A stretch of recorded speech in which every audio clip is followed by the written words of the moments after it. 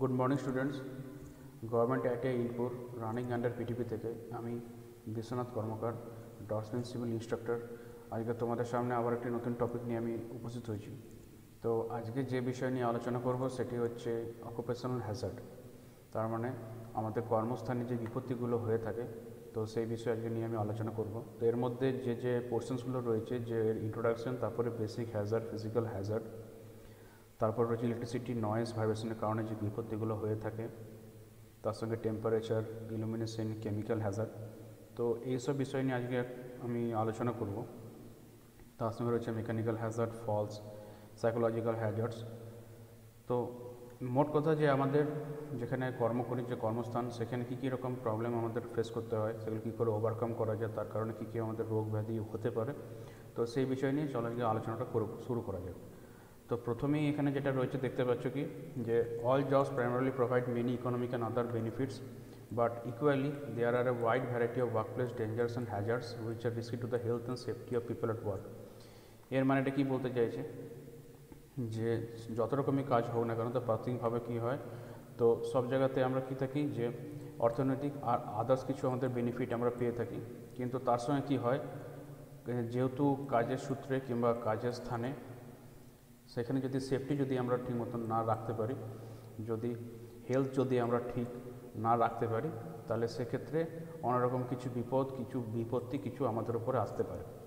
তো তার মধ্যে বেসিক মূলত কী কী হ্যাজার্ডগুলো রয়েছে, যেরকম কি, যে এমপ্লয়ার যারা থাকছে তাদের একটা রেসপন্সিবিলিটি থাকে কি, যে তাদের যে ওয়ার্কার্স, সেই ওয়ার্কার্সের হেলথ আর সেফটি, এই বিপত্তিগুলো কাজের ক্ষেত্রে, কাজের সূত্রে সেগুলো যেন না হয়ে থাকে। তার সঙ্গেই ওয়ার্কার যারা থাকছে তাদেরও এটা একটা জানার অধিকার আছে, তাদেরও এই জিনিসটা জানতে হয় যে কোন কাজে কীরকম কী বিপত্তি হওয়ার চান্স থাকে, আর সেটাকে কী করে আমরা এড়িয়ে চলতে পারি। তার সঙ্গে কি, যে যদি কোনো ওয়ার্কার মনে করে যে সেই জায়গাটাতে আমার কাজ করলে ওখানে আমার কিছু বিপত্তি কিংবা কিছু হ্যাজার্ড কিংবা কিছু ডেঞ্জারাস কিছু এফেক্ট আমার হতে পারে, সেখানে যদি ঠিক মতো সেফটি না থাকে, তাহলে সে সেই কাজটাকে রিফিউজ করতে পারে, কারণ তার বিশ্বাস কি, যে ওই জায়গাটা রয়েছে ডেঞ্জারাস। তার সঙ্গে কি ওয়ার্কারদের আরও কিছু দায়িত্ব থাকে, কীরকম কি, যে ওয়ার্কাররা যেন ঠিক মতন সেফটি আর হ্যাজার্ডাস মেটেরিয়ালসগুলোকে ঠিক মতন নিয়ে তারা যেন ব্যবহার করে। Workers also have responsibility to work safely with hazardous materials, মানে যেসব বিপজ্জনক যে পদার্থগুলো সেগুলোকে যেন ঠিক মতো নিয়ে যেন ব্যবহার করে, তো সেটাও তাদের একটা দায়িত্বের মধ্যে পড়ছে। সেই জন্য কী বলা হচ্ছে, যে হেলথ আর সেফটি হ্যাজার্ড সেটা কিন্তু একটা ওয়ার্ক প্লেসে সব জায়গাতে এটা রয়েছে। যে কোনো জায়গাতেই আমাদের হেলথের বিপত্তি হতে পারে, প্লাস আমাদের সেফটি সাবধানতার বিপত্তি ঘটতে পারে যদি সেগুলো আমরা ঠিক মতন বজায় না রাখি। কিছুগুলোকে কি খুব সহজে চিহ্নিত করা যায়, সেগুলোকে সঠিক করা যায়, আর বাকিগুলো কি থাকে সেগুলো খুব প্রচণ্ড পরিমাণে ক্ষতিকারক, ডেঞ্জারাস হয়, কোনো ডেঞ্জারাস সিচুয়েশন চলে আসতে পারে। সেটা কি, যে লাইফ থ্রেটনিংও আমাদের হওয়ার চান্স থাকতে পারে, কিংবা লং টার্ম হেলথের ক্ষেত্রে খুব একটা বড় আঘাত আসতে পারে। সেই জন্য সবথেকে বেস্ট উপায় কি, যে নিজেকে প্রথমে রক্ষা করো। The best way to protect oneself, সেটা কি, যে is to learn to recognise, এটা জানতে হবে যে কী করে আমরা ওয়ার্ক প্লেসে কী করে আমরা বিপত্তিকে এড়িয়ে চলতে পারি, আর কী করে সেটাকে চিনতে পারি। এই জিনিসটাকে জেনে রাখা অবশ্যই খুব অপরিহার্য, খুবই প্রয়োজন। এরপর আসছে কি ফিজিক্যাল হ্যাজার্ড। তো ফিজিক্যাল হ্যাজার্ড হচ্ছে কি একটা কমন হ্যাজার্ড, আর সেগুলো ওয়ার্ক প্লেসে মোস্ট প্রবাবলি সব জায়গাতে এগুলো উপস্থিত থাকে। কিছু সময়ের ব্যবধানে, কিংবা কিছু সময় যে কোনো জায়গাতে আমরা এরকম ফিজিক্যাল হ্যাজার্ড হতে পারে, যেরকম কি কোনো জায়গায় কোনো ইলেকট্রিক্যাল কর্ড সেটা লাইভ হয়ে রয়েছে, কোনো মেশিনারি সেটা ঠিকমতো হয়তো গার্ড নেই, কোনো মুভিং পার্ট সেটা হয়তো এক্সপোজ, সেটা হয়তো ক্লোজড কভার নয়, কোনো জায়গায় খুব পরিমাণে লাউড নয়েজ, খুব জোরে আওয়াজ হচ্ছে, কোনো মেশিন হয়তো চলছে, সে কারণে হয়তো কোনো টেবিলে কিছু ভাইব্রেশন হচ্ছে সেইটাকে। তার সঙ্গে কি সিঁড়ির ওপরে দাঁড়িয়ে পড়ে কাজ করা, কিংবা স্ক্যাফোল্ডিং কিংবা খুব হাইটে কাজ করা, তার সঙ্গে কি ট্রিপিং হ্যাজার্ড, স্পিলস, এসব ইত্যাদি ইত্যাদি। তো কী বলছে, ফিজিক্যাল হ্যাজার্ড যেগুলো, সেগুলো হচ্ছে একটা common source of injury in many industries. অনেক কিছু কারখানাতে, অনেক কারখানাতে কী হয়, ফিজিক্যাল হ্যাজার্ডটা হচ্ছে একটা কমন, একটা ইনজুরি হওয়ার একটা কমন সাধারণ একটা সোর্স, একটা উৎপত্তি স্তর। কী কারণে হয়ে থাকতে পারে, noise and vibration, electricity, heat, ventilation, illumination, pressure, radiation, etcetera. এসব থেকে কী হয়, মেনলি ফিজিক্যাল টাইপের যে হ্যাজার্ডগুলো সেগুলো হয়ে থাকে। তো আমাদের পরের কী রয়েছে, ভেন্টিলেশন অ্যান্ড এয়ার সার্কুলেশন। এটা কি, এটা বলছে এর একটা have major say on the health and working comfort of the worker. মানে যে ওয়ার্কার কাজ করছে তো তার স্বাস্থ্য যেন ঠিক মতন বজায় থাকে। তো এইটা একটা খুব বড় এফেক্ট, এর একটা প্রভাব একটা রয়েছে। কোনো কাজের ক্ষেত্রে যদি ঠিক মতন যদি আমার এয়ার ভেন্টিলেশন না থাকে, যদি এয়ার পাস যদি না করতে পারে, বিশুদ্ধ বাতাস যদি বাইরে না যায়, শুদ্ধ বাতাস যদি ভেতরে না আসে, তাহলে সেক্ষেত্রে কিন্তু আমাদের হেলথের ওয়ার্কারদের খুব একটা বড় প্রবলেম হয়। সেই জন্য সেখানে must B a good ventilation থাকা দরকার। সাপ্লাই অফ ফ্রেশ পরিষ্কার পরিচ্ছন্ন এয়ার যেন বাইরে থেকে যেন ভেতরে আসে, তার সঙ্গে সেটার জন্য আমার আনকন্টামিনেটেড হয়, যেন ওটা দূষিত না হয়। তার সাথে কি যে ওই বাতাস মানে দূষিত বাতাস বাইরে যাচ্ছে, শুদ্ধ বাতাস ভেতরে আসছে, এইটা যেন প্রপারভাবে যেন আমার সার্কুলেট হয়ে থাকে। এই জন্য কী বলছে যে যদি কোনো বদ্ধ কোনো জায়গা থাকে, clauses of confine spaces also present A work Hazard. কোনো বদ্ধ জায়গাতে কাজ করা মানে যে ঠিক মতন কাজ করা তা নয়। যদি ঠিক মতন ভেন্টিলেশন এয়ার সার্কুলেশন না হয়, তাহলে সেক্ষেত্রে কিন্তু আমাদের বিপত্তি আসতে পারে। ওইখানে কি ওইটা বিপত্তিকে বলা যায় কি work Hazard, which is limited openings for entry and exit and unfavourable natural ventilation. এরকম কিছু কিছু কনফাইন স্পেস থেকে থাকে, যেরকম ধরুন অ্যাজ পার মাইনিংয়ের ক্ষেত্রে কোনো যেখানে খনিতে হতে যেখানে কাজ করা হয় আন্ডারগ্রাউন্ডে, মেবি ওপেন কাস্ট না হয়, যদি ওটা ক্লোজড হয়, তাহলে সেক্ষেত্রে কী হয় ওইখানে ওপেনিংস খুবই লিমিটেড থাকে এন্ট্রি হওয়ার জন্য আর এক্সিট হওয়ার জন্য। তার সঙ্গে কি ওইখানে যে ভেন্টিলেশন সেটাও ঠিক মতন অনেক পজিশনে করা থাকে না। যদি ওটা না করা থাকে, তাহলে সেক্ষেত্রে কি ওইখানে আমাদের ভেন্টিলেশনের এয়ার সার্কুলেশনের জন্য কি ওয়ার্কারদের উপরে বিপত্তি আসতে পারে, যে এমপ্লয়িটা ওখানে কাজ করছে। তো সেই জন্য কি যে আবার ওইসব জায়গাতে কী হয়, সেখানে which is not intended for continuous employee occupancy. এরকমের কিছু কনফাইন স্পেস থাকছে যেখানে কি যে মানে অল টাইম রেগুলার বেসিসে যে এমপ্লয়ি ঢুকবে, এমপ্লয়ি বেরোবে, ওয়ার্কার ঢুকবে, ওয়ার্কার বেরোবে, সেগুলো কিন্তু ওইভাবে প্রাধান্য থাকে না। লিমিটেড টাইমের জন্য ওয়ার্কাররা যাবে, সেই লিমিটেড টাইমের পর ওরা বেরোবে, তারপর আবার অন্যজন যাবে। রেগুলার মেনটেন ওখানে করা হয় না, কারণ কি ওখানে জায়গাটা খুবই বদ্ধ। কিন্তু যদি ওখানে ঠিক মতন ভেন্টিলেশন যদি না থাকে, তাহলে সেক্ষেত্রে কিন্তু ওই কন্ডিশন কিন্তু আনফেভারেবল কন্ডিশন হবে ইন কেস অফ ওয়ার্কারদের জন্য, যেক্ষেত্রে কিন্তু বিপত্তি আসতে পারে। সেরকম কিছু স্পেস থাকে, ধরুন যেরকম স্টোরেজ ট্যাঙ্ক, যেরকম কি কনফাইন স্পেস, তারপরে শিপের কোনো কম্পার্টমেন্ট, জাহাজের ভেতরে কোনো কম্পার্টমেন্ট, কোনো জায়গা, কোনো সুয়ার লাইন, কোনো ম্যানহোল কিংবা তোমার শোকপিট কিংবা কোনো পাইপ লাইন্স, সেসব জায়গাতে। তো এখানে কী হয় বলছে অ্যাসফিক্সেশন ইজ অ্যানাদার পোটেন্সিয়াল একটা ওয়ার্ক হ্যাজার্ড, যেখানে এইসব সার্টেন এই নির্দিষ্ট সিচুয়েশনগুলো এগুলো আমার হয়ে থাকে। মানে এই ওয়ার্ক হ্যাজার্ড যেটা হচ্ছে ইন সার্টেন সিচুয়েশনসে, সেটা হচ্ছে একটা আলাদা একটা পোটেন্সিয়াল একটা ওয়ার্ক হ্যাজার্ড, যার নাম হচ্ছে অ্যাসফিক্সিয়েশন। কনফাইন স্পেস যেটা can pose a hazard not to just worker, শুধুমাত্র ওয়ার্কারদের জন্যেই যে আমার এটা বিপজ্জনক সেটা না হয়, কিন্তু কি মানে সেটাও শুধুমাত্র নয়, তার সঙ্গে যারা কাজ করতে যায় কিংবা যারা ওদেরকে রেস্কিউ করতে যায় তাদের জন্য কিন্তু খুবই একটা অস্বাস্থ্যকর পরিবেশ। অ্যাজ ফর এক্সাম্পল, যে ধরে নিই শোকপিটে কাজ চলছে, তো শোকপিটে ওইখানে যারা ওয়ার্কাররা ওখানে গেল, ওইখানে মেবি ডিউ টু যদি ফাউল গ্যাসের জন্য যদি কারো কিছু প্রবলেম হয়ে থাকে, কেউ যদি ওখানে সেন্সলেস হয়ে যায়, তাহলে ওর ক্ষেত্রে তো এটা বিপদ হবেই।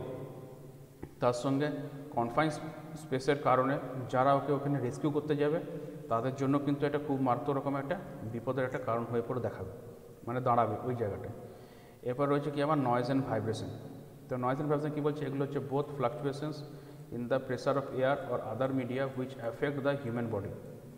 মানুষের শরীরে আওয়াজ আর তরঙ্গ কম্পন কী করে এটাকে খুব প্রভাব ফেলে, কারণ কি এগুলো হচ্ছে একটা কম্পাঙ্কের মতন ফ্লাকচুয়েশনস, কমছে বাড়ছে অল টাইম। তো এর অ্যাম্পলিটিউড, এর ফ্রিকোয়েন্সি কমা বাড়ার ওপরে নির্ভর করছে কি যে মানুষের শরীরে তার কীরকমভাবে প্রভাব ফেলছে। কারণ এটা কীভাবে আমাদের কাছে আসছে, যে মিডিয়াম মাধ্যম হচ্ছে কি আমাদের বাতাস, এয়ার। তো কোনো জায়গায় যদি কোনো কিছু লাউড যদি কিছু ক্রাউডের জন্য কিছু নয়েজ হচ্ছে কিংবা কোনো মেশিনের কারণে যদি ভাইব্রেশন হচ্ছে, সেটা আমাদের কানে কী করে এসে পৌঁছায়, বাতাসের মাধ্যম দিয়ে। তো তার কম্পাঙ্ক, অ্যাম্পলিটিউড, তার ফ্রিকোয়েন্সি, ফ্রিকোয়েন্সি যেরকমভাবে বাড়বে কমবে, ঠিক সেরকমভাবে সেটা কিন্তু আমার শরীরের উপর একটা এফেক্ট করবে। ঠিক যেরকম ইয়ারফোন দিয়ে কেউ যদি কোনো মিউজিক শুনছে, তো লো অ্যাম্পলিটিউড লো ফ্রিকোয়েন্সিতে শুনতে ভালো লাগবে, কিন্তু যখনই বেশি হবে তখন কিন্তু ওটা কানে খুব লাগবে। ঠিক সেরকম কোনো জায়গাতে মাইক যদি কোনো প্লে করা হয়, তো তার কীরকম আমি সাউন্ডটা শুনছি ডিপেন্ড করছে তার উপর আমার কীভাবে আমার শরীরের উপর এফেক্ট পড়বে। বলছে vibrations that are detected by the human ear across sound. Sound কোনটাকে বলা হয়, সাউন্ড হচ্ছে মানুষের কানের দ্বারা যে ভাইব্রেশনগুলোকে, কম্পনগুলোকে আমরা ডিটেক্ট করতে পারছি, চিনতে পারছি, সেগুলোকে সাউন্ড হিসাবে আমরা বলে থাকি।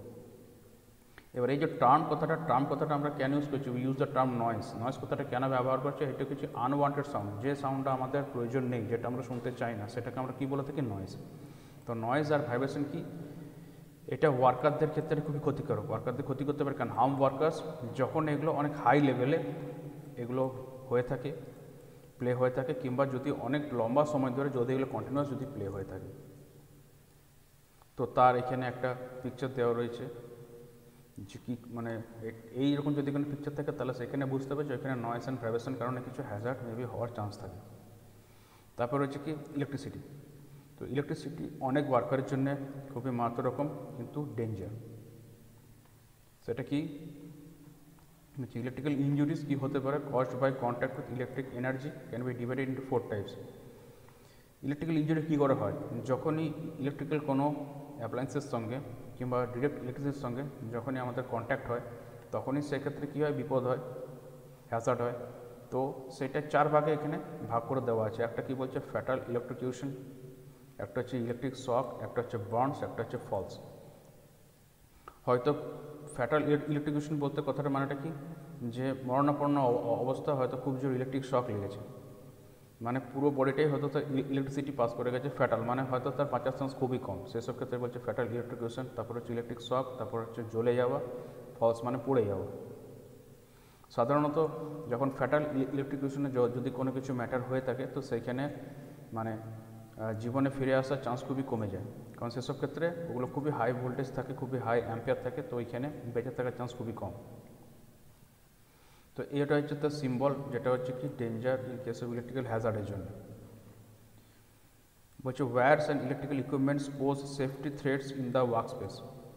ওয়্যার আর ইলেকট্রিক্যাল ইকুইপমেন্ট এগুলোকে ঠিক মতন যদি আমার কভার করে না রাখতে পারি, যদি এগুলো প্রপার যদি ওর মধ্যে ইনসুলেশন যদি আমার না থাকছে, তাহলে সেই ক্ষেত্রে কি ওয়ার্ক স্পেসের ক্ষেত্রে এগুলো কিন্তু একটা প্রচণ্ড বড় একটা থ্রেট ইন কেস অফ সেফটির জন্য। বলছে when employees mishandle electrical equipment and wires they are taking risk। Electrical ইকুইপমেন্টের তার এগুলোকে নিয়ে পরে যদি কোনো এমপ্লয়ি, যদি কোনো ওয়ার্কার ঠিক মতো যদি এগুলোকে হ্যান্ডেল করতে না পারে, যদি মিস হ্যান্ডেলিং হচ্ছে, তাহলে সেক্ষেত্রে কিন্তু কি সে তার নিজের জীবনের প্রতি কিন্তু অনেক বড় একটা রিস্ক নিচ্ছে। এই যে এখানে যে ছবিটা দেওয়া সেটা কি বলছে যে ইলেকট্রিক শক ক্যান কিল। একটা ইলেকট্রিক শক কিন্তু মানুষকে মানে তো মানুষের মৃত্যুর জন্য একটা ইলেকট্রিক শক কিন্তু পুরোপুরিভাবে দায়ী, মানে সে মানুষকে মারতেও পারে। তো সেই জন্য কী বলছে যে সবসময় যে ইনসুলেটিং গ্লোভস যেগুলো পরা হয় সেগুলো যেন সবসময় শুকনো থাকে, ড্রাই। নিজেকে আগে প্রথমে ইনসুলেট করতে হবে, যেন শরীর দিয়ে, কারণ বডি হচ্ছে একটা গুড কন্ডাক্টর অফ ইলেকট্রিসিটি, তো শরীর দিয়ে যেন তরঙ্গ যেন না বয়ে যায়, সেটা কাজের ক্ষেত্রে হোক আর মানে ফ্রম ওয়ার্ক, আমি যে ওয়ার্ক স্পেসে কাজ করছি সেখান থেকেও নিজেকে ইনসুলেট করতে হবে, আর গ্রাউন্ড থেকেও। Do not touch live electrical part. কোনো ইলেকট্রিক্যাল পার্ট হয়তো লাইভ, তার মধ্যে দিয়ে হয়তো তড়িৎ আমার পেরোচ্ছে, হয়তো তড়িৎ মানে আমার কোনো কাজ চলছে, সেগুলোকে টাচ করা উচিত নয়। ডিসকানেক্ট ইনপুট পাওয়ার বিফোর সার্ভিসিং। কোনো কিছু জিনিস হয়তো আমাকে সার্ভিস করতে হবে, হয়তো আমাকে মেনটেন্যান্স কিছু করা বা বাকি আছে কোনো ইলেকট্রিক্যাল পার্টে। তো সাপোজ ধরুন কোনো ইলেকট্রিক্যাল কোনো জেনারেটর চলছে, তো সেই ক্ষেত্রে আগে আমাকে পাওয়ারটাকে কাট করতে হবে। হয়তো কোনো মেন লাইনে কাজ চলছে 220 ভোল্ট কিংবা 440 ভোল্ট, তাকে মেন লাইন থেকে আগে ওটাকে পাওয়ারটা অফ করে দাও, তারপরে কাজ করো। বলছে keep all panels and covers securely in place. প্রতিটা প্যানেল, ইলেকট্রিক্যাল যে প্যানেলগুলো থাকে, তো প্রতিটা প্যানেলকে আগে ঠিক মতন করে আগে কভার করো, তারপর ওটাকে ঠিক মতন সিকিউরলি ওটাকে প্লেসে রাখো। তার মধ্যে কি ওগুলো কোনো দিন ওপেন ফিলে রাখো না, তার মধ্যে কি যে কোনো সময়তে কিন্তু বিপত্তি আসতে পারে। এরপরে কি বলছে টেম্পারেচার হিট স্ট্রেস। বলছে একটা reasonable working temperature for strainers work, local heating or cooling where a comfortable temperature is to be maintained which is safe and does not give off dangerous or offensive fumes. তো এই জায়গাটা কী মানে বলতে চাইছে, এটা বলছে যে একটা ওয়ার্কিং টেম্পারেচার মানে সাধারণত এমপ্লয়ি ওয়ার্কাররা যেখানে কাজ করে, তো সেসব জায়গাতে যেরকম ওপরের দিকে যেরকম আমাদের ইলেকট্রিক্যাল ইকুইপমেন্ট ঠিক রাখা দরকার, নয়েজ ভাইব্রেশন যেন বেশি না হয়, যেরকম সার্কুলেশন আমাদের ভেন্টিলেশন থাকা দরকার, ঠিক সেইভাবে সেই জায়গার যে তাপমাত্রা, সেই ভেতরের যে এনভায়রনমেন্টটা সেটাও যেন কমফোর্টেবল জোনে যেন রাখা দরকার। এরকম যেন না হয় যে হয়তো খুবই মানে কমপ্লিকেটেড ওয়ার্ক কোনো কাজ চলছে, কিংবা হয় সেসব ক্ষেত্রে যেন এরকম যেন কন্ডিশন না থাকে যে হয়তো হেভি মেশিনারি চলছে, হয়তো এনভায়রনমেন্টটা গরম, তো সেক্ষেত্রে যেন এমপ্লয়ি ওয়ার্কারদের জন্য খুবই যেন একটা অস্বাস্থ্যকর যেন পরিবেশের রূপান্তর হয়ে যেন সামনে না আসে। যদি ওরকম হয়ে থাকে তাহলে সেটা কিন্তু টেম্পারেচারের কারণে, হিটের কারণে, হিট যে স্ট্রেস সেটার কারণে কিন্তু মানে ওয়ার্কার এমপ্লয়ীদের শারীরিক কন্ডিশন কিন্তু এটা খারাপ হওয়ার চান্স থাকে। তো সেই জন্য কী বলছে যে ওয়ার্কিং টেম্পারেচারটা অবশ্যই ঠিক মতন থাকা দরকার। খুব স্ট্রেনাস ওয়ার্ক বলতে কি, যে খুবই কঠিন যেটা কাজ চলছে, যেখানে শ্রমসাধ্য মানে প্রচণ্ড হয়তো শ্রম লাগছে, সেখানে হয়তো হিটিং হওয়ার চান্স থাকছে, হয়তো কোনো মেশিনারির কারণে কিংবা কোনো ইলেকট্রিক্যাল ইকুইপমেন্টের কারণে, মেবি হয়তো কোনো জায়গায় কিছু ওয়েল্ডিং চলছে, কিংবা কোনো মেটেরিয়ালস, কোনো মনে ধরনের কোনো স্টিল প্ল্যান্টে কোনো মেটেরিয়াল হয়তো সেখান থেকে গলিত লোহা কিছু বেরোচ্ছে। তো সেসব জায়গাগুলোতে টেম্পারেচার সবসময় এমন একটা থাকা দরকার যেটা যেন আমার সেফ হয়, আর সেখান থেকে যেন কোনো রকম যেন কোনো কিছু ডেঞ্জারাস কিছু অফেন্সিভ ফিউমস যেন আমার না নির্গত হয়। যদি ওরকম হয় সেটা যেন ঠিক মতন যেন ভেন্টিলেশন দিয়ে যেন ওটা বেরিয়ে যায়, তাহলে কী হবে, হেলথের উপরে কোনো রকম কিছু বিপত্তি আসবে না। তার সঙ্গে কী বলছে, thermal clothing and rest facilities where necessary, সেগুলো যেন অবশ্যই থাকে। যেরকম যদি কোনো হট ওয়ার্ক হয় কিংবা যদি কোনো জায়গায় ঠান্ডার কোনো এরিয়া থাকে, যদি কোনো জায়গায় হট ওয়ার্ক হয় তাহলে এরকম মানে ক্লোথিং হওয়া দরকার, সেটা যেন এমপ্লয়ি ওয়ার্কারদের জন্য ওটা মানে কমফোর্ট প্রদান করে। আর যদি কোনো ঠান্ডার জায়গায় হয় সেরকম জায়গাতে যেন ওটা ওদেরকে গরম প্রদান করে, সেরকম ক্লোথিং, সেরকম রেস্ট ফ্যাসিলিটি অবশ্যই থাকা দরকার। বলছে sufficient work space in workroom etcetera are under the legislation for implementation by the owner of the factories. ধরো না একটা কোনো ফ্যাক্টরি আছে, সে ফ্যাক্টরির যে ওনার, তো অ্যাজ পার রুল, ঠিক আছে, অ্যাজ পার ল, যেখানে যেখানে ওয়ার্করুম থাকবে, যেখানে যেখানে ওয়ার্ক স্পেস থাকবে, সেগুলো যেন সাফিসিয়েন্ট যেন স্পেস থাকে, তাহলে ওর ভেতরে যে ওয়ার্কার এমপ্লয়িরা কাজ করবে তাদের যেন কোনো কিছু বিপত্তি যেন না আসে, সেটা ওয়ার্কারদের হেলথের প্রতি এটা নজর রাখা দরকার ফ্যাক্টরির যে ওনার আছে সেই ওনারের অবশ্যই এটা খেয়াল রাখা দরকার। কারণ সেটাকে ওইখানে ওই জিনিসটাকে, লটাকে যেন ঠিক মতন ওটা যেন ওখানে ইমপ্লিমেন্ট হয়, যেন ওই সেফটি যেন ওখানে ইমপ্লিমেন্ট হয়, সেটা সেই আইনের মধ্যে ওটা পড়ছে। এরপরে কি রয়েছে, ইলুমিনেশন মানে হচ্ছে লাইটিং। তো কী বলছে good light is essential for productivity. Good lighting প্রোডাক্টিভিটির জন্য খুবই এসেন্সিয়াল। কোনো ফ্যাক্টরি চলছে কিংবা কোনো ক্লাসরুম, কিছু একটা জায়গা ধরে নাও, সেখানে হয়তো কিছু একটা কাজ চলছে, তো সেই জায়গাটাতে যদি কিছু প্রোডাকশন চলছে, তো যদি ওখানে সঠিক পরিমাণে যদি আমার লাইটের যদি বন্দোবস্ত না থাকে, তাহলে ওখানে কিন্তু ঠিক মতন কিন্তু কাজ করা যাবে না, সেটা উচিত নয়। কারণ মেবি লো লাইটের জন্য কিন্তু বিপত্তি আসতে পারে। সেই জন্য সবসময় কি, যে ন্যাচারাল লাইটকে আগে বেশি প্রেফার দেওয়া হয়, আগে প্রাধান্য দেওয়া হয় যেখানে যেখানে পসিবল থাকে। তার সঙ্গে কোনো আলোর ঝলকানি সেগুলোকে সবসময় এড়িয়ে চলা দরকার। Glare and flickering should be avoided. তো এখানে আরেকটা চার্ট দেওয়া রয়েছে, যে চার্টটা কী রয়েছে, heat exhaustion, heat stroke and ট্রিটমেন্টের জন্য কী কী করা দরকার সেটা এখানে একটা ছোট্ট করে দেওয়া আছে। যেরকম heat exhaustion, heat stroke and temperature and treatment. তারপর হচ্ছে সাইন্স অ্যান্ড সিমটম। যেরকম হিট এক্সহশন হলে কী হয়, রেস্টলেস হতে পারে, সেক্ষেত্রে রেস্টলেস হয়, কিংবা উইক, কিংবা ডিজি, কিংবা র্যাপিড পালস, কিংবা লো ব্লাড প্রেশার, এগুলো সব হচ্ছে হিট এক্সহশনের কারণে। Nausea, vomiting, mental status normal, আর বিহেভিয়ার নর্মাল। আর হিট স্ট্রোকের কারণ কী কী হতে পারে, সেটা বলছে reduced level of consciousness, irritable মানে বিরক্তিকর ভাব, মাসকুলার পেন, মাসেলে ব্যথা, র্যাপিড পালস বেড়ে যাওয়া, ব্লাড প্রেশার বেড়ে যাওয়া, নসিয়া, ভমিটিং হবে, মেন্টাল স্ট্যাটাস কনফিউজড হয়ে যাবে, এইসব জিনিসগুলো। কী কী ট্রিটমেন্ট করা দরকার, হিট এক্সহশনের কারণ, এগুলোর কারণে যদি হিট এক্সহশন হচ্ছে মানে যে প্রবলেমগুলো, তার ট্রিটমেন্ট কী বলছে, লে person down and elevate legs, মানুষকে শুইয়ে পড়ে পাগুলোকে ওপর দিকে তোলো, কিংবা আগে এইটা দেখো যে তার ব্রিদিং যেন নর্মাল আছে কিনা, ইনসিওর নর্মাল ব্রিদিং। তারপরে যদি খুব বেশি থ্রাস্টি হয় তাহলে ওকে জল দাও, কিন্তু এই ক্ষেত্রে জল দেওয়া বেশি উচিত নয়, সেই ক্ষেত্রে কি মানে হার্ট চোক হয়ে যাওয়ার চান্স থাকতে পারে কিংবা প্যারালাইসিস হওয়ার চান্স থাকে, সেক্ষেত্রে অল্প অল্প জল দেওয়া হয়। তারপরে কি সঙ্গে সঙ্গে সুপারভাইজারকে রিপোর্টটা জানাও, মানে এই ইনসিডেন্ট ঘটনাটার ব্যাপারে জানাও যে হিট এক্সহশনের কারণে কোনো ওয়ার্কার কিংবা কোনো এমপ্লয়ির এই প্রবলেমগুলো হচ্ছে। ঠিক সেরকম যদি হিট স্ট্রোক হয়, সেক্ষেত্রে কি কোনো ভেন্টিলেটেড এরিয়াতে, কোনো ঠান্ডা ভেন্টিলেটেড এরিয়াতে সে পার্সনকে আগে করে নিয়ে যাও, তারপরে চেক করে দেখো যে ব্রিদিং ঠিক আছে কিনা, পালস ঠিক আছে কিনা, সার্কুলেশন ঠিক আছে কিনা। যদি পসিবল হয় তাহলে, যদি সম্ভব হয় তাহলে ওই মানুষটাকে আইস প্যাক দিয়ে মুড়ে দাও, কিংবা ঠান্ডা জল ওর উপরে দাও যাতে ওর বডি টেম্পারেচারকে কমানো যায়। তাকে পান করার জন্য জল দাও, কিন্তু বেশি নয়, খুবই কম।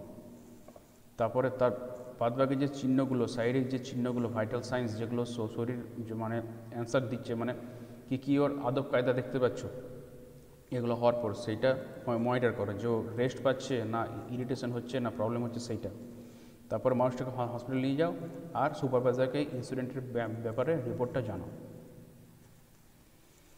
যেরকম এখানে কি বলছে, হিট স্ট্রোক কখন হতে পারে, মেবি যখন 41 ডিগ্রি সেন্টিগ্রেড কিংবা তার হাই যখন টেম্পারেচার থাকে তখন। হিট এক্সজেশন কখন হচ্ছে, মেনলি 38 থেকে 40 ডিগ্রি সেন্টিগ্রেডে। আর নর্মাল বডি কোর টেম্পারেচার কি, সেটা হচ্ছে আমাদের 37 ডিগ্রি সেন্টিগ্রেড নর্মাল মোটামুটি। এরপর কি আসছে, কেমিক্যাল হ্যাজার্ড।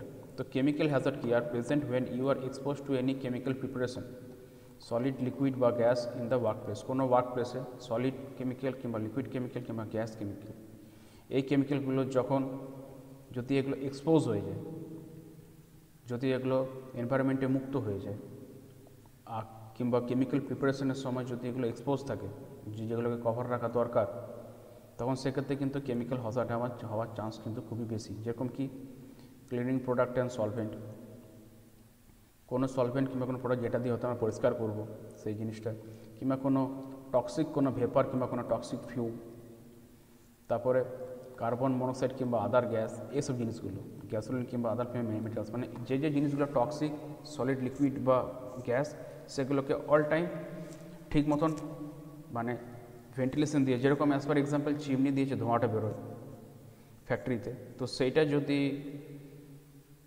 ওটা টক্সিক গ্যাস, ওই গ্যাসটাকে যদি আমরা ঠিক মতন বার করতে না পারি, যদি ঠিক মতন ভেন্টিলেশন না থাকে, তাহলে কী হবে, সেক্ষেত্রে ওয়ার্কার, এমপ্লয়ি, বাদবাকি সবাই যারা থাকবে সবার ক্ষেত্রে খুবই ক্ষতিকারক একটা বিপত্তি আসবে। সেপটিক ট্যাঙ্ক থেকে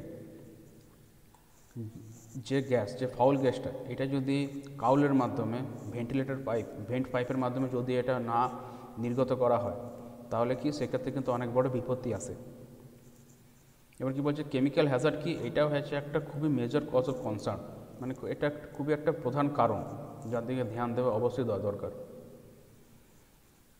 কিছু কেমিক্যালস থাকে যেগুলো জেনেরিক নেমে ইউজ হয় না, কিন্তু এগুলো ব্র্যান্ডে ইউজ হয়ে থাকে। তো সেই সব কেমিক্যালগুলো কী থাকে, মেবি ওই সব কেমিক্যাল বা আদার্স কেমিক্যাল সবারই কিন্তু বায়োলজিক্যাল কিছু এফেক্টস থাকছে হিউম্যান বডির ওপরে, যদি ওগুলো ভেতরে চলে যায়, ইফ ইনজেস্টেড কিংবা ইনহেলড, কিংবা যদি শ্বাস নিল ভেতরে হয়তো পৌঁছে গেলো, কিংবা ডিরেক্ট হয়তো স্কিন কন্ট্যাক্টে এলো, তাহলে সেক্ষেত্রে কিন্তু ইনজুরি হওয়ার চান্স থাকে। কোনো অ্যাসিড কিংবা কোনো অ্যালকালি কিংবা কোনো কিছু গ্যাস, ঠিক আছে, কিংবা কিছু সলিড, যে কোনো টাইপের কেমিক্যাল হোক না কেন, সেগুলোকে সংস্পর্শে সরাসরি স্কিন কন্ট্যাক্টে না আসাই ভালো, সেই গ্যাস ফিউমগুলোকে ইনহেল না করাই ভালো, তার সঙ্গে সেবনের মাধ্যমে যেন ওগুলো পাকস্থলীতে না পৌঁছানে সেটাকে দেখা অবশ্যই দরকার। যদি ওগুলো হয়ে থাকে তাহলে এগুলো কিন্তু খুব অ্যাডভার্স একটা এফেক্ট পড়বে, ক্ষতিকারক একটা দিক হবে, যেটা কেমিক্যাল বিপত্তি, যেটা কেমিক্যাল হ্যাজার্ড হবে মানুষের শরীরে, মানবদেহে। যেরকম এর সিম্বল হচ্ছে এটা, যে ডেঞ্জার, কারণ কি, কেন হ্যাজার্ডের কেমিক্যালস ওইখানে রয়েছে, কিপ আউট, অতএব সেই জায়গা থেকে সাবধানে এড়িয়ে চলা দরকার যদি এরকম সিম্বল দেওয়া থাকে। এছাড়া কি কিছু অ্যাক্সিডেন্ট হয় যেখানে কি কেমিক্যাল স্পিল, হয়তো কোনো কেমিক্যাল কিছু রয়েছে সেটা হয়তো ওইখানে ছড়িয়ে গেল, কিংবা হয়তো বাইরে এক্সপোজ হয়ে গেল, কিংবা কেউ হয়তো ওটা ইনহেল করে নিল, তাহলে সেক্ষেত্রে কী হতে পারে, মেবি বার্ন হওয়ার চান্স থাকে, কিংবা ব্লাইন্ডনেস, অন্ধ হয়ে যাবে, কিংবা গায়ে র্যাশ বেরিয়ে যাবে, শরীরে দাগ হয়ে যাবে, অথবা আদার্স কিছু প্রবলেম আসতে পারে, যেটা হয়তো মানবদেহের শরীরে যেটা দেখা দেবে।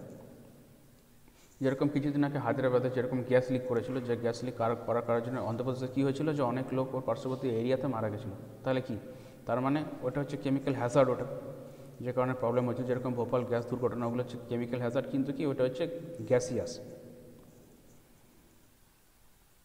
এইগুলো মেনলি কেন হয়ে থাকে, কারণ কি অ্যাকিউট পয়জনিং যে হয়ে থাকে, কারণ কি হয়তো কেউ ইনহেল করছে, কেউ হয়তো ওটাকে ইনজেস্ট করলো, টেকেন ওরালি নিয়ে নিল, কিংবা ওটাকে হয়তো হাত দিল, হাত দেওয়ার পর ঠিক মতন হাত থেকে ওয়াশ না করে হাত থেকে নিয়ে গেল কোথায়, চোখে হয়তো দিল হাত, স্কিনে হয়তো দিল, সেক্ষেত্রে জ্বালা শুরু করলো, হাই স্কিন ইরিটেশন, এইসব জিনিস। তার সঙ্গে শ্বাস নিতে প্রবলেম হওয়া, রেসপিরেটরি ইনজুরিস, এইসব জিনিস। এর যদি লং টার্ম যদি এফেক্ট বলা হয়, তাহলে লম্বা এফেক্ট কোথায় হতে পারে কেমিক্যালগুলোকে? মানুষের শরীরে, ব্লাড, তারপরে নার্ভ, তারপর বোন, তারপর কিডনি, লিভার, এসব ক্ষেত্রে কি যেহেতু ভেতরে চলে যাচ্ছে, যদি ওটা নির্গত যদি মানুষের শরীর থেকে না বেরোয়, তাহলে ওগুলো প্রজন্ম পরবর্তী ক্ষেত্রে ব্লাড, নার্ভ, বোন, কিডনি, লিভার এইগুলোকে কিন্তু এফেক্ট করতে শুরু করে। যেক্ষেত্রে কী হয়, সিরিয়াস ডিজিজ কিংবা ডিসঅর্ডারও হওয়ার চান্স থাকে। যেরকম অ্যাটম বম যখন পড়েছিল জাপান নাগাসাকি, হিরোশিমাতে, তো ওই ক্ষেত্রে যে কেমিক্যাল যে প্রবলেমসগুলো দেখা দিয়েছিল, ডিভাস্টেশন হয়েছিল, তার সঙ্গে সেগুলো কিন্তু লং টার্ম কিন্তু এফেক্ট কিন্তু এখনও দিয়ে যাচ্ছে ওটা। তো একমাত্র উপায় কি, যে কেমিক্যাল নেচারকে যদি বেঁচে থাকা কী যায়, যে the only way is to কি আন্ডারস্ট্যান্ড কেমিক্যাল নেচার। যদি কোনো রাসায়ন থাকছে, সেই রাসায়নের তার কারণে কি কি প্রবলেম হতে পারে, তার নেচারটা তার কীরকম প্রকৃতি আগে সেটাকে ভালো করে জানা, আর ঠিকভাবে ওটাকে কেয়ারফুলি হ্যান্ডেল করা। যেরকম কোনো অ্যাসিড নিয়ে হয়তো যদি কোনো জায়গায় কাজ চলছে, তাহলে সে অ্যাসিডটা কী ক্ষতি করতে পারে মানব দেহে, সেটাকে হাতের সংস্পর্শে এলে কী ক্ষতি হতে পারে, সরাসরি শরীরের সংস্পর্শে, কিংবা ওটা যদি ইনহেল হয়ে যায় কী কী প্রবলেম হতে পারে সেটাকে জানা, আর ঠিক সেই মতন হ্যান্ডেল করা, তাহলে কিন্তু বিপত্তিগুলোকে আমরা এড়িয়ে ঠিক মতন চলতে পারবো। তো এখানে দিয়েছে যে কেমিক্যাল পয়জনিং একটা চার্ট রয়েছে, একটা পিকচারের মতন। কি বলছে? পয়জন বলছে একটা, মানে যেটা বিষ বলা হয়, বলছে an agent or substance which may cause structural damage or functional disorders when introduce into the body. শরীরের যে গঠনের কোনো ড্যামেজ, কোনো ক্ষতি করা, ধ্বংস করা, কিংবা কোনো ক্রিয়াকে ক্ষেত্রে যদি কোনো কিছু প্রবলেম, বাধা বিপত্তি সৃষ্টি করা, তো সেটা কারা করে? পয়জন মানে বিষ করে। তো কীভাবে হতে পারে, কীভাবে শরীরের মধ্যে প্রবেশ করতে পারে? হয় ইনজেকশন, কিংবা ইনহেলেশন, কিংবা অ্যাবজর্পশন, আর ইনজেকশনের মাধ্যমে। এগুলোর মাধ্যমে কি পয়জন মানুষের শরীরে প্রবেশ করতে পারে। এরপরে কি আসছে? Biological hazard. এটা কি হচ্ছে? Come from working with people, animals or infectious plant material. Biological hazard কখন হওয়ার চান্স থাকে? যখন কোনো মানে যে এমন জিনিস যেটা হয়তো শুদ্ধ নয়, যেটা বিষাক্ত, যেটা হচ্ছে ক্ষতিকারক, সেই জিনিস, বায়োলজিক্যাল জিনিস নিয়ে পড়ে সেগুলোকে নিয়ে যখন কাজ শুরু হয়, মানুষের সঙ্গে কাজ করা, হয়তো কোনো মানুষ তার হয়তো কোনো রোগ হয়েছে, যেমন সবথেকে বড় এক্সাম্পল এখনকার দিনে যেরকম ভাইরাস, সেইটা কি বায়োলজিক্যাল হ্যাজার্ডের মধ্যে পড়ছে, কারণ ওই ভাইরাসটা ওই মানুষের মধ্যে রয়েছে। তাহলে ও যদি ঠিক মতন প্রপার যদি কেয়ার না নেয়, কিংবা ওর আশেপাশে যারা থাকবে তারা যদি ঠিক মতন কোনো কেয়ার না নেয়, তাহলে সেক্ষেত্রে কি ওটা মানুষ থেকে মানুষে ছড়াতে পারে। তারপরে কোনো অ্যানিমেল থেকে, অনেক রকম টাইপের ভাইরাস থেকে যেগুলো মানব দেহে আসতে পারে, কিংবা কোনো প্ল্যান্ট মেটেরিয়াল যেটা হয়তো বিষাক্ত হয়ে গেছে, সেখান থেকেও কিন্তু হ্যাজার্ড হওয়ার চান্স থাকে। যেরকম কি blood or other body fluids, কিংবা ব্যাকটেরিয়া, ভাইরাস, ইনসেক্টের কোনো পোকামাকড়ের কামড়, কোনো অ্যানিমেল কিংবা কোনো বার্ডের ড্রপিংস, যেটা মল ত্যাগ। তো বায়োলজিক্যাল যে হ্যাজার্ডগুলো থাকে সেগুলোর এজেন্ট কি আর ডিউ এজেন্টস কি? ব্যাকটেরিয়া বহন করতে পারে হ্যাজার্ড, ভাইরাস, কোনো ফাঙ্গি, কোনো মোল্ড, কিংবা কোনো ব্লাড বর্ন, কোনো প্যাথোজেন্স এক্সেট্রা, যার কারণে কি বায়োলজিক্যাল হ্যাজার্ডটা হয়ে থাকে। যার কারণে কি বিভিন্ন ধরনের শরীরের জ্বর কিন্তু আমাদের দেখা দেয়। যেরকম কি ইনফ্লুয়েঞ্জা জ্বর, ইনফ্লুয়েঞ্জা ভাইরাস, ওটা তো একটা ভাইরাস, এটা বায়োলজিক্যাল হ্যাজার্ড, যেটা মানুষের শরীরে প্রবেশ করলে মানুষের অসুস্থতার কারণ হয়ে পড়ে দাঁড়ায়।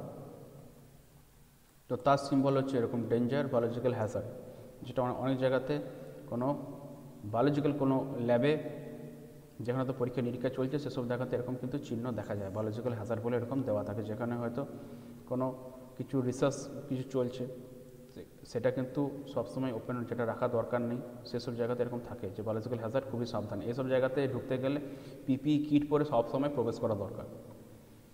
এরপরে কি আসছে? Ergonomic Hazard. তো এরগোনমিক কথাটার যে মানে, এটার মানে হচ্ছে কি, যে ঠিক মতন পশ্চারে বসা, ঠিক মতন পশ্চারে দাঁড়ানো, কিংবা ঠিক মতন পশ্চারে হেঁটে চলা, কোনো লোডকে বহন করা, এগুলো যদি ঠিক মতন না করা হয়, তখন যে বিপত্তিগুলো ঘটে থাকে সেগুলোকে বলা হয় এরগোনমিক হ্যাজার্ড। যার ছবি এই একটা রয়েছে, আর এখানে একটা ছবি দেওয়া আছে, যে কোনো লোড গিয়ে হয়তো বসে পড়ে তোলা, দুটো প্রসিডিউর কোনটা ঠিক কোনটা ভুল সেটা এখানে দেখানো আছে। ঠিকভাবে বসা, সেটাও কিন্তু এখানে ঠিক মতন করে দেখানো আছে। তো এরগোনমিক যে হ্যাজার্ডটা সেটা হয়ে থাকে কখন occur when the type of work you do then your body position or your working condition put a strain on your body. আমি একটা কোনো কাজ করছি, কিংবা হয়তো আমি দৌড়চ্ছি, কিংবা ফুটবল খেলছি, কিংবা মানে সবজি নিয়ে পরে কাটাকুটি করছি, ঠিক আছে, যে কোনো কাজ, কিংবা কোনো ফ্যাক্টরিতে গিয়ে পরে হয়তো কোনো ওয়েল্ডিংয়ের কোনো কাজ চলছে, কিংবা কোনো মেশিনকে আমি রান করাচ্ছি। তো সেসব জায়গাতে যেভাবে আমার বডি পোস্টার আমার থাকার কথা, কিংবা আমি বডিকে আমি যেভাবে রেখে পরে আমি যে কাজটা করব, তার এফেক্ট যেটা আমার বডির উপর যেটা দেবে সেটাই হচ্ছে আমার এরগোনমিক হ্যাজার্ড। বলছে they are difficult to identify because you don't get immediately recognise the harm they are doing to your health. সেগুলোর যে এফেক্ট, তার যে ফলাফলগুলো, সেগুলো তৎক্ষণাৎ সঙ্গে সঙ্গে এগুলোকে রেকগনাইজ চেনা যায় না। কারণ কি? কারণ ওগুলো হচ্ছে লং টার্ম, মানে একবার একটা জিনিস আমি অভ্যাস করলাম, সে অভ্যাস করার পর থেকে রেগুলার যদি ওটা আমার চলতে থাকে, তাহলে সেক্ষেত্রে কী হয়ে থাকে, তারপরে লং টার্ম হেলথের ক্ষেত্রে গিয়ে পরে ভবিষ্যতে গিয়ে পরে কিন্তু এটা অনেক বড় একটা ক্ষতি হয়ে পড়ে দাঁড়ায়। যেরকম হচ্ছে বসার পশ্চারটা ঠিক মতন না বসে যদি পিঠকে বেন্ড করে পরে কেউ যদি বসতে শুরু করে, এটা যদি রেগুলার চলতে থাকে, তাহলে এমন একটা টাইম আসবে যে টাইমটাতে ও যখনই দাঁড়াবে কিংবা বসবে, ও কিন্তু সোজা হয়ে হাঁটতে কিংবা বসতে পারবে না, অটোমেটিক্যালি তার স্পাইনাল কর্ডটা কিন্তু বেঁকে যাবে, কারণ সেটা তার প্র্যাকটিস হয়ে গেছে। তো এটা কিন্তু একরকমের এরগোনমিক হ্যাজার্ডের মধ্যে এইটা পড়ছে।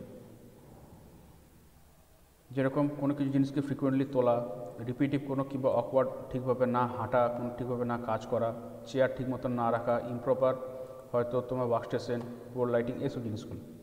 তো এর ক্ষেত্রে কী হওয়ার চান্স থাকতে পারে, সেটা হচ্ছে এমএসডি, মানে কি musculoskeletal disorders effect the muscle, nerves and tendons. আমাদের যে শিরা, উপশিরা, যে নার্ভ, যে মাংসপেশি রয়েছে, তার উপর যে এফেক্টটা পড়ে সেটাকে কী বলা হচ্ছে musculoskeletal disorder. Work related MSDs are one of the leading causes of injuries and illness. কাজের ক্ষেত্রে ওইখানে যে মাসকিউলোস্কেলেটাল ডিসঅর্ডারগুলো হয়ে থাকে, সেগুলোর মেন হওয়ার ফলে মেন যে আমাদের ফলাফলগুলো, যে কারণগুলো হয়, তো সেটা কী হতে পারে, আমাদের ইনজুরি হতে পারে আর অসুস্থতা আমাদের বোধ হতে পারে। যেরকম আইটি কোম্পানিতে যখন কেউ যদি বসে কাজ করছে, তো রেগুলার তাদেরকে বসে অফিসিয়াল ওয়ার্ক করতে হয়, যেটা ডেস্কটপের সামনে বা ল্যাপটপ সামনে বসে, সেই সময় যদি ঠিকমতো যদি বসে কাজ না করে, তাহলে সেক্ষেত্রে কিন্তু ভবিষ্যতে কী করে কিন্তু ওর কিন্তু শরীর স্বাস্থ্য কিন্তু ঠিক থাকবে না, অবস্থা খারাপ হবে। তো এগুলো পড়ে গেলো এরগোনমিক হ্যাজার্ডের মধ্যে। এবারে বলছে workers in many different industries and occupation can be expose to risk factors at work such as lifting heavy items, bending, reaching overhead, pushing and pulling heavy loads, working in awkward body posture and performing the same or similar task repeatedly. Here full stop. Exposure to these known risk factors for MSDs increases a worker's risk of injury. বলছে বিভিন্ন কারখানা কি বিভিন্ন কর্মসূত্রে যেখানে ওয়ার্কাররা কাজ করছে, সেইখানে তারা না জানতেও, মানে নোয়িংলি অর আননোয়িংলি, তারা কিন্তু এক্সপোজ হচ্ছে কোথায়, রিস্ক ফ্যাক্টর অ্যাট ওয়ার্কে। যেমন কি কোনো হেভি আইটেমকে লিফট করা, তোলা, কিংবা বেন্ড হওয়া, ঝোঁকা, কিংবা ওভারহেডে কোনো কাজ করা, সিঁড়িতে উঠে কিংবা কোনো জায়গাতে, কিংবা কোনো কিছু জিনিসকে ঠেলা, কিংবা কিছু জিনিসকে টানা, কোনো হেভি লোডকে, কিংবা হয়তো কাজ করছি, বডি পশ্চার হয়তো আমার ঠিক নেই, ওয়ার্কিং ইন অকওয়ার্ড, উল্টো পাল্টা বডি পশ্চার ঠিক মতো মানে কাজ করা। এগুলোকে যদি আমরা সেম টাস্কে যদি আমরা বারবার এখানে রিপিটেডলি করতে থাকি, তখন কিন্তু মাসকিউলোস্কেলেটাল ডিসঅর্ডার হওয়ার চান্স থাকে, যেটা কিন্তু ওয়ার্কারদের ইনজুরি, ইলনেস হওয়ার কিন্তু একটা প্রধান কারণ। এরপরে যেটা রয়েছে সেটা হচ্ছে মেকানিক্যাল হ্যাজার্ড, মানে কোনো যন্ত্রের কারণে যে বিপত্তিগুলো আসতে পারে, যান্ত্রিক কোনো কারণ, তো সেগুলো কোথায় হয়ে থাকে, arise out of variety of machines, বিভিন্ন রকম মেশিন, অনেক রকম মেশিন থেকে প্রবলেমগুলো আসতে পারে, বিপত্তিগুলো হয়ে থাকতে পারে। কোথায় হয়, মেনলি কোনো কারখানা, কোনো ইন্ডাস্ট্রি, তার মধ্যে কী রয়েছে, ম্যানুফ্যাকচারিং ইন্ডাস্ট্রি কিছু তৈরি হচ্ছে, সেটা কোনো খনির জায়গা, কোনো মাইনিং ইন্ডাস্ট্রি, কোনো কনস্ট্রাকশন, কোনো নির্মাণের জায়গা, কিংবা কোনো এগ্রিকালচার কোনো ইন্ডাস্ট্রি, মানে কৃষি কোনো হয়তো জিনিস তৈরি হচ্ছে সেসব জায়গাতে। দে আর ডেঞ্জারাস টু দ্য ওয়ার্কারের জন্য এগুলো খুবই ভয়ানক। ওয়েন অপারেটেড উইদাউট ট্রেনিং, যদি ট্রেনিং ছাড়া যদি এগুলো অপারেট করা না হয়ে থাকে সেই ক্ষেত্রে, and experience, without training and without experience and without supervise, এগুলো কিন্তু ওয়ার্কার এমপ্লয়ীদের ক্ষেত্রে কিন্তু খুবই এগুলো বিপজ্জনক। Operating machines can be risky business, মেশিনকে অপারেট করা কিন্তু অনেক ক্ষেত্রে রিস্কি হয়ে থাকে যদি ঠিক মতন জিনিসটা না জানা যায়, না জেনে পরে করা, না প্রশিক্ষণ নিয়ে পরে করা। মূলত স্পেশালি কোনটা কোনো বৃহৎ আকৃতি লার্জ কোনো বিপজ্জনক কোনো ভয়ানক কোনো machine. when employees don't know how to properly use machinery or equipment, যদি যখন কোনো এমপ্লয়ি কোনো ওয়ার্কার যদি না জানে কী করে মেশিনটাকে ইউজ করতে হয় প্রপারভাবে কিংবা কোনো ইকুইপমেন্টকে কোনো যন্ত্রকে, তো তাদের ক্ষেত্রে কিন্তু খুবই বড় একটা রিস্ক চলে আসে, যেমন কি such as injury such broken বোন, হাড় ভাঙতে পারে, কিংবা অ্যাম্পুটেড লিম, দেখা গেলো কোনো হাত পা হয়তো কাটা গেল, কিংবা কোনো ক্রাশড ফিঙ্গার হয়তো আঙুলটা গেল ভেঙে। Many machines involving moving part, অনেক এরকম মেশিন থাকে যার মধ্যে কি যে মুভিং পার্ট থাকে, মানে কি যেটা হয়তো মেশিনটা চলছে তাহলে অবশ্যই কোনো পার্ট মুভ করবে। মুভিং পার্ট, শার্প কোনো এজ, কোনো ধারালো কোনো এজ থাকে, কোনো কাটিং এজ, হট সারফেস কোনো গরম সারফেস, গরম তল কোনো প্লেন, কিংবা আদার্স কিছু হ্যাজার্ড। তার সঙ্গে কী কী থাকতে পারে, এবার কী কী এর হ্যাজার্ডগুলো পোটেন্সিয়াল কী কী জিনিসে হতে পারে মেবি, যেগুলো ওয়ার্কার যেগুলোতে potential to crush, burn, cut, shear, stab or otherwise strike or wound workers if used unsafely, মানে কি উইদাউট সেফটি, সাবধানতা যদি বজায় না রেখে কোনো ওয়ার্কার কিংবা এমপ্লয়ি মেশিন নিয়ে যদি কোনো কিছু কাজ করতে চায় উইদাউট সুপারভিশন, যদি উইদাউট ট্রেনিং, তাহলে সেক্ষেত্রে কী কী হওয়ার চান্স থাকতে পারে, বোনস ভাঙতে পারে, হাত পা কাটা যেতে পারে, আঙ্গুল ক্রাশ হয়ে যেতে পারে, আঙ্গুল কাটা যেতে পারে, ইভেন কি বার্ন জ্বলে যাওয়ারও চান্স থাকে। ঠিক আছে, অনেক কিছু পোটেন্সিয়ালস থাকছে হ্যাজার্ড হওয়ার, যদি ঠিক মতন না সেফটি বজায় রেখে কাজ করা হয় তবেই। তো তার একটা এখানে ছবি দেওয়া আছে জাস্ট মেকানিক্যাল হ্যাজার্ডের, যে এখানে দেখাচ্ছে যে হাতের এখানে প্রবলেম, এখানে পড়ে যাচ্ছে when সেফটি রুলস আর না ফলোড। তো বলছে various safety measures exist to minimise this hazard, বলছে অনেক রকম সাবধানতা অবলম্বন করা হয়ে থাকে এই হ্যাজার্ডগুলো যাতে কমানো যায়। অনেক ক্ষেত্রে কি যে ট্যাগ আউট প্রসিডিওর, মেশিনে কোনো মেশিন যদি কোনো মেনটেন্যান্স হচ্ছে, বলছে lock out tag out procedure for machine entrance and roll over protection system for vehicles. কোনো বড় মেশিনের ক্ষেত্রে হয়তো মেনটেন্যান্স চলছে, সেইটা কী করে বোঝানো যাবে, সেখানে হয়তো কোনো ট্যাগ লাগিয়ে দেওয়া হলো, কিছু একটা প্রসিডিওর ফলো করা হলো, তাহলে কি বুঝতে পারবে যে ওই মেশিন নিয়ে কোনো কাজ করা যাবে না, ওই মেশিনটা রয়েছে আন্ডার মেনটেন্যান্স। ঠিক সেরকম ক্ষেত্রেও কিন্তু রোল ওভার কিছু সিস্টেম রয়েছে, প্রোটেকশন সিস্টেম ফর ভেহিকলসের ক্ষেত্রে, যে হয়তো একটা কোনো ভেহিকল দাঁড়িয়ে রয়েছে, সেই ভেহিকলটাকে নিয়ে পরে আমি কাজ করব, তো তাতে তো হুইল থাকবে অবশ্যই, তো হুইলটা যাতে ডাউনওয়ার্ডের দিকে স্লাইড না করে সেই জন্য সেটাকে প্রোটেকশন করে, যাতে রোল ওভার না করে। কিংবা হয়তো কোনো একটা ভেহিকেলকে কোনো একটা জায়গাতে মাউন্ট করানো হয়েছে, সে মাউন্টিং ভেহিকেল যাতে ওখান থেকে স্লাইড না করে যায় সেটাকে ওখানে প্রোটেকশন দেওয়া, তবে তো ভেহিকেলটার উপর আমি কাজ করতে পারবো, ভেহিকেলের কোনো প্রবলেম ঠিক করতে পারবো। তো সেগুলোকে প্রসিডিউরগুলো ফলো করা হয়। Machines are also often involve indirectly in worker deaths and injuries, machine তার মধ্যে কোনো প্রাণ নেই, যতক্ষণ না সে মানুষ কী করে সেটাকে চালিত করছে। তো এর কারণেও নোয়িংলি বা আননোয়িংলি, ডিরেক্টলি অথবা ইনডাইরেক্টলি মেশিনের দ্বারা কিন্তু ওয়ার্কারদের ডেথ কিংবা ইঞ্জুরি কিন্তু হয়ে থাকে। সাপোজ কোনো কেসে হয়তো কোনো ওয়ার্কার স্লিপ করে গেল আর পড়ে গেল, সেক্ষেত্রে ইঞ্জুরি কিংবা ডেথ হওয়ার চান্স থাকে। হয়তো মেবি কোথায় পড়লো, হয়তো কোনো ধারালো কোনো অবজেক্ট কিংবা কোনো পয়েন্টেড কোনো অবজেক্ট রয়েছে তার উপরে, তো সেই জন্য কী বলছে মেশিনারিকে যদি সেফ গার্ড করা যেতে পারে তাহলে কিন্তু অ্যাক্সিডেন্ট কিন্তু ডিক্রিজ হওয়ার চান্স কিন্তু অনেকটা হয়ে যায়, মানে কি কমে যায়, অ্যাক্সিডেন্ট ডিক্রিজ হওয়ার চান্স বাড়ায়, মানে তার মানে অ্যাক্সিডেন্টটা কমে যাওয়া যদি মেশিনারি ঠিক মতো সেফ গার্ড করা থাকে। আর তার সাথে কী হচ্ছে, and keeps employees who use the machine safer, তার সঙ্গে কি এমপ্লয়ি যারা কাজ করছে তাদেরকেও সেফ থাকতে হবে, তাদেরকেও সাবধানতা অবলম্বন করতে হবে, তারা যেন সাবধানতা অবলম্বন করো, যেন মেশিন যেন ঠিকভাবে তারা যেন চালনা করে আর ঠিক মতন যেন গার্ড করে রাখে, তবে কী পরে অ্যাক্সিডেন্ট কমবে, ডেথ কমবে, ইঞ্জুরি কমবে। এবারে এখানে একটা ছবি দেওয়া আছে, যেটা ছবিটা হচ্ছে ফলস মানে কি এখানে পড়ে যাচ্ছে একটা মানুষের ছবি, তার মানে এরকম কোনো যদি কোনো সিম্বল কিছু দেওয়া থাকছে কোনো ইন্ডাস্ট্রিতে, তার মানে কি বুঝতে হবে যে ওই জায়গাটাতে ফলস আমার পড়ে যাওয়ার চান্স কিন্তু বেশি থাকতে পারে। কীরকম, হয়তো কিছু স্লিপারি জায়গা রয়েছে, সেখান মতো না যদি মুভমেন্ট করা হয় তাহলে কিন্তু স্লিপ খেয়ে পড়ে যাওয়ার চান্স হতে পারে, কিংবা হুচুট খেয়ে ট্রিপ খেয়ে পড়ে যাওয়ার চান্স থাকতে পারে, কিংবা সিঁড়ি নিয়ে হয়তো কাজ করছে সেখান থেকে হয়তো পড়ে গেল।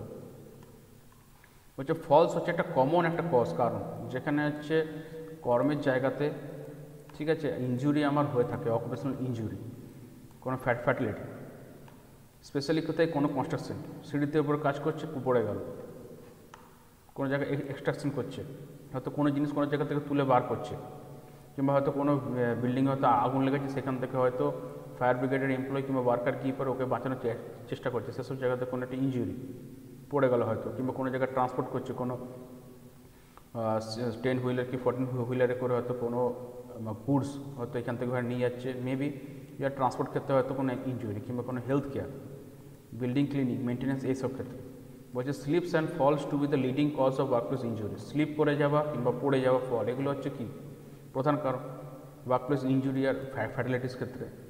অনেক ক্ষেত্রে কী হয়ে থাকে, প্রাণহানিরও হওয়ার অনেক বড় একটা চান্স হয়ে যায়। বলছে স্লিপারি সারফেস টু আনরেলড স্টেয়ারকেস, বলছে ফ্রম স্লিপারি সারফেস থেকে শুরু করে আনরেলিং, যদি কোনো সিঁড়ি কোনো স্টেয়ারকেস থাকে যেটার পাশে যদি কোনো রেলিং দেওয়া না থাকে, শেষ জায়গাতে কী কী প্রবলেম হওয়ার চান্স থাকতে পারে, মেবি স্লিপিং হওয়ার চান্স থাকতে পারে, কিংবা ট্রিপিং, পড়ে যাওয়া, কিংবা falling on the job is a work place safety hazard. হয়তো কোনো জায়গায় কোনো কিছু কাজ চলছে তার উপরে গেল পড়ে, কিংবা কোনো জায়গায় হুজুরকে ট্রিপ করে গেল, কিংবা কোনো জায়গায় হয়তো স্লিপ করে গেল, কিংবা হয়তো কোনো জায়গায় স্লিপারি সার্ফেস রয়েছে সেখানে স্লিপ করে গেল, কিংবা কোনো হয়তো স্টেয়ারকেস যেখানে রেলিং দেওয়া নেই সেসব জায়গাতে কিন্তু ফলস হওয়ার একটা চান্স থাকে। এক্ষেত্রে কী কী হওয়ার চান্স থাকতে পারে, মানে কী কী হবে, এর ফলাফল কী কী দাঁড়াবে লাস্ট অবধি, ব্রোকেন বোনস, হাড়গোড় ভাঙতে পারে, ফ্র্যাকচার্স হতে পারে, রিস্ট এ স্প্রেনিং হতে পারে, কিংবা অ্যাঙ্কেল স্প্রেন হওয়ার চান্স থাকতে পারে, অ্যাঙ্কেল টুইস্টেড হওয়ার চান্স থাকতে পারে। এগুলো হচ্ছে কি একটা ফিজিক্যাল ইনজুরি যেটা কি ফলিং অ্যাক্সিডেন্টের কারণে কিন্তু এগুলো আমার হয়ে থাকে। তো অতএব in case of horizontal or vertical movement, সেটাও কিন্তু একটা এমপ্লয়ি, একটা ওয়ার্কারকে খুব ভালোভাবে ধ্যান দেওয়া দরকার যেন ঠিকভাবে অ্যাক্সিডেন্টগুলো না হয়ে যেন কাজ ঠিক মতন হয়। এরপর কী বলছে, falls in the work place are effectively prevented by putting caution signs around slippery surface. ওই জন্য এই ছবিটা দেওয়া রয়েছে যে যেখানে যেখানে স্লিপারি সারফেস থাকছে সেসব জায়গাতে একটা করে সাবধানতার চিহ্ন যেন একটা দিয়ে দেওয়া হয়, সাথে ওইটার জায়গাটা দেখে পরে ওইখানে যদি কোনো জায়গায় হয়তো কোনো জায়গায় আমার স্টেয়ারকেস রয়েছে সেখানে হয়তো আমার রেলিং বসাতে পারিনি, কিংবা কোনো জায়গায় হয়তো আমার কোনো অয়েল পড়ে গেছে, সেটাকে অয়েলটা স্পিল হয়ে গেছে সেই ওয়ার্কপ্লেসের মধ্যে, সেটাকে এখনও হয়তো আমরা পরিষ্কার করতে পারিনি, তো সেখানে একটা সাইনবোর্ড দিয়ে দাও, তাহলে কি এই বোর্ডটা দেখে পরে মানুষরা সচেতন হয়ে যাবে, ওয়ার্কার এমপ্লয়ি সচেতন হয়ে যাবে, সেটা এখানে বলা রয়েছে। কিংবা দেখা গেলো কোনো জায়গায় হয়তো কোনো ওয়্যার হয়তো ফ্লোরের ওপর রয়েছে যেটা হয়তো ঠিক মতন কভার নেই, তাহলে সেক্ষেত্রে কি ট্রিপিং হওয়ার চান্স থাকতে পারে, ট্রিপ করে পড়ে যাবে, সেসব জিনিসগুলো বলছে। They are perhaps unavoidable in certain industries, কিছু কিছু ইন্ডাস্ট্রি থাকে, কারখানা, যেগুলো হয়তো এগুলো আনঅ্যাভয়েডেবল।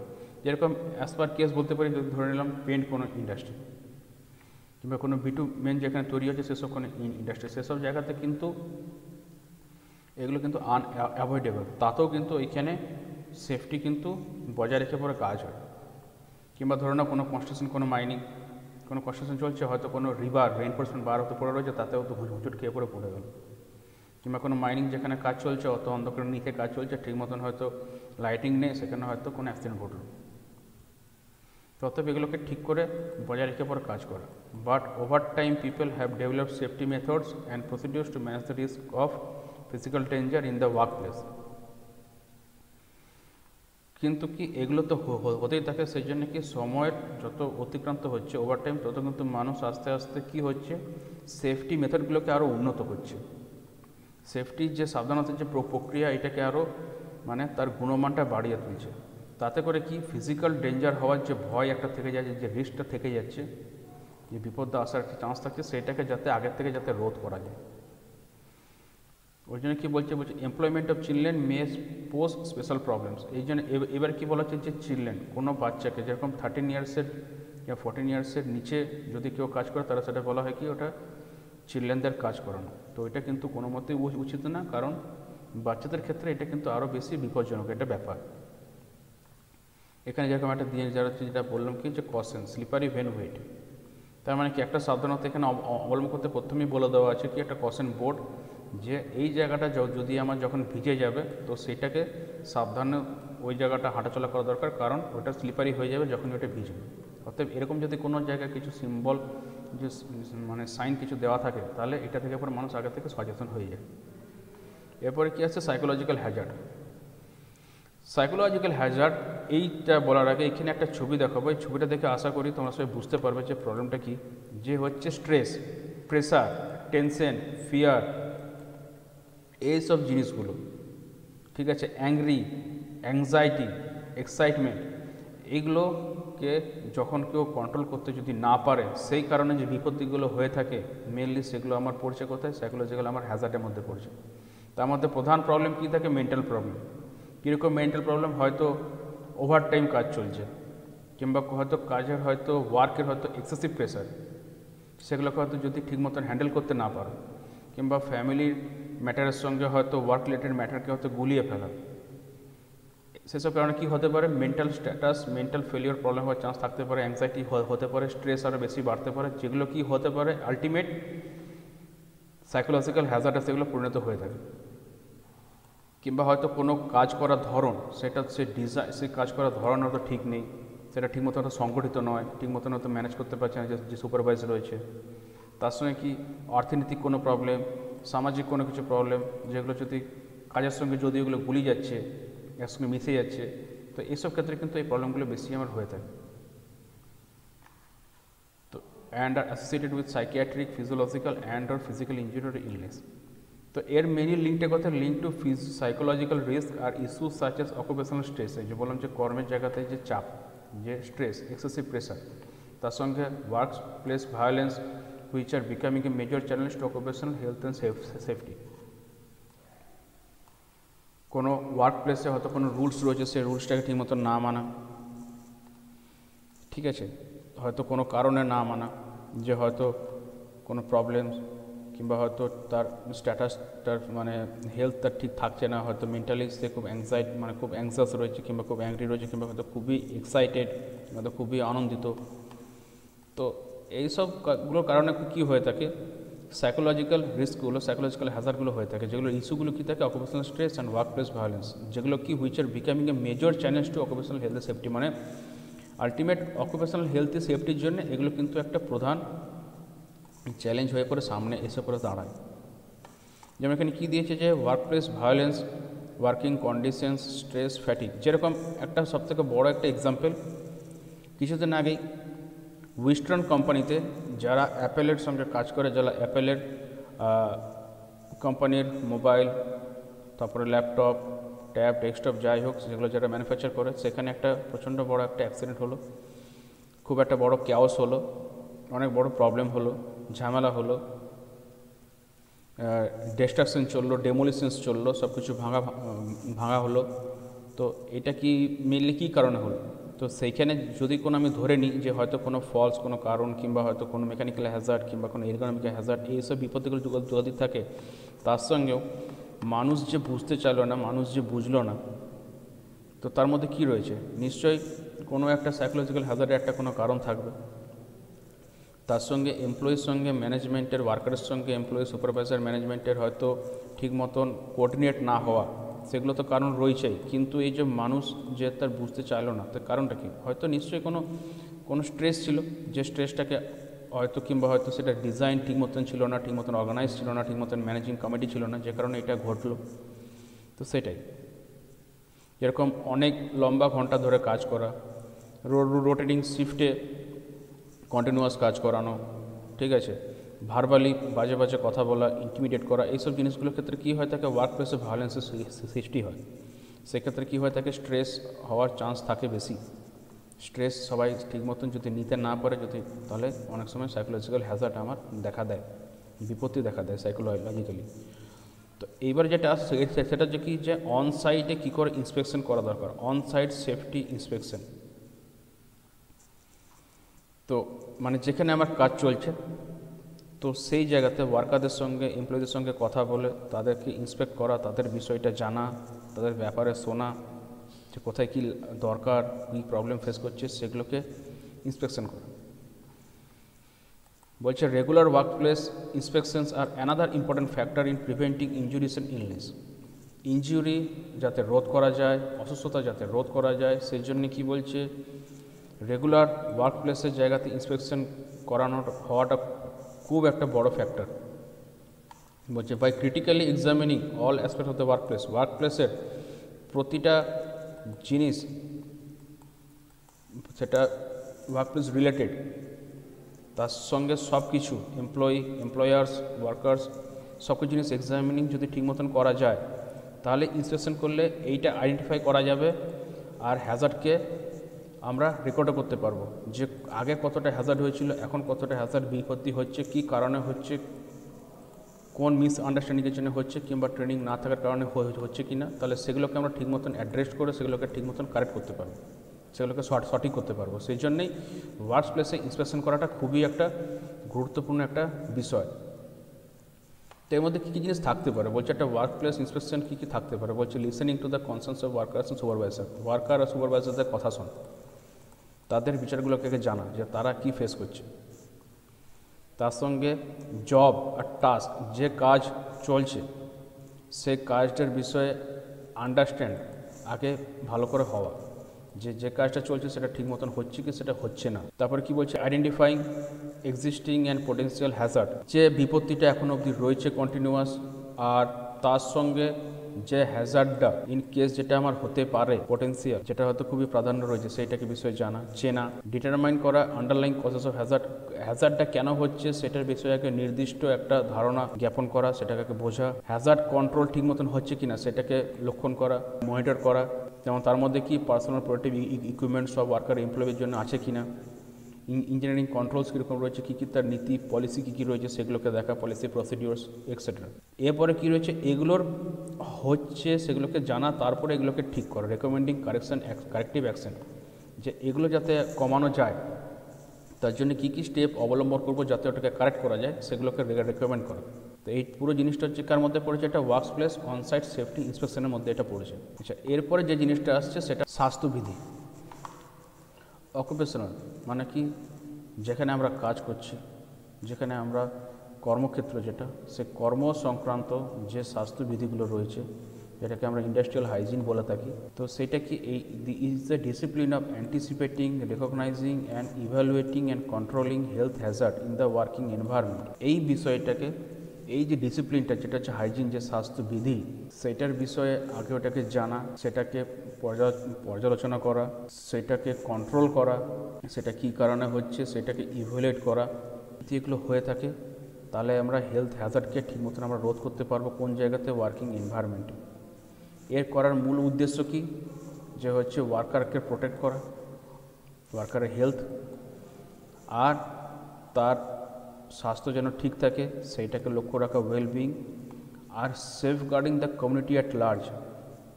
কমিউনিটি বলতে কি, মানে এখানে জিনিসটা কী বলতে চাইছে, যে একটা ওয়ার্কার সে যে কাজ করছে তো তার সঙ্গে তারপর কে ডিপেন্ডেন্ট, তার গোটা পরিবার। সেরকম ওয়ার্কার অনেক থাকে, তার মানে একটা অনেক বড় পরিবার, অনেক পরিবার ওয়ার্কারদের উপর ডিপেন্ডেন্ট থাকে, এমপ্লয়ীদের ওপর। তো তার মানে কি, একটা অনেক বড় কমিউনিটি একটা হলো।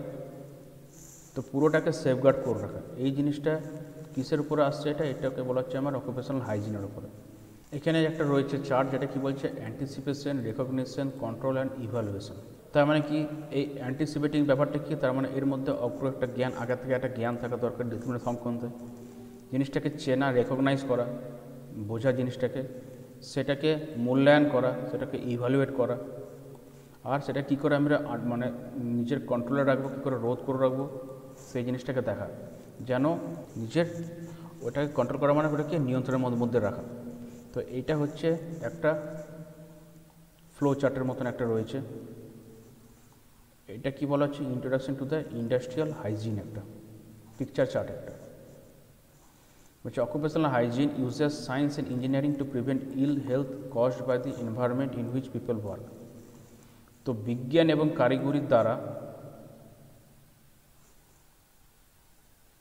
এবং কারিগরিকে ব্যবহার করে মানুষের শরীর ইলনেসটা, অসুস্থটাকে যাতে রোধ করা যায়, যেটা এনভায়রনমেন্টের মধ্যে হচ্ছে, যেখানে যে এনভায়রনমেন্টের মানুষরা কাজ করছে, তো সেটাই হচ্ছে কি আমার occupational hygiene. Occupational hygiene uses science and engineering,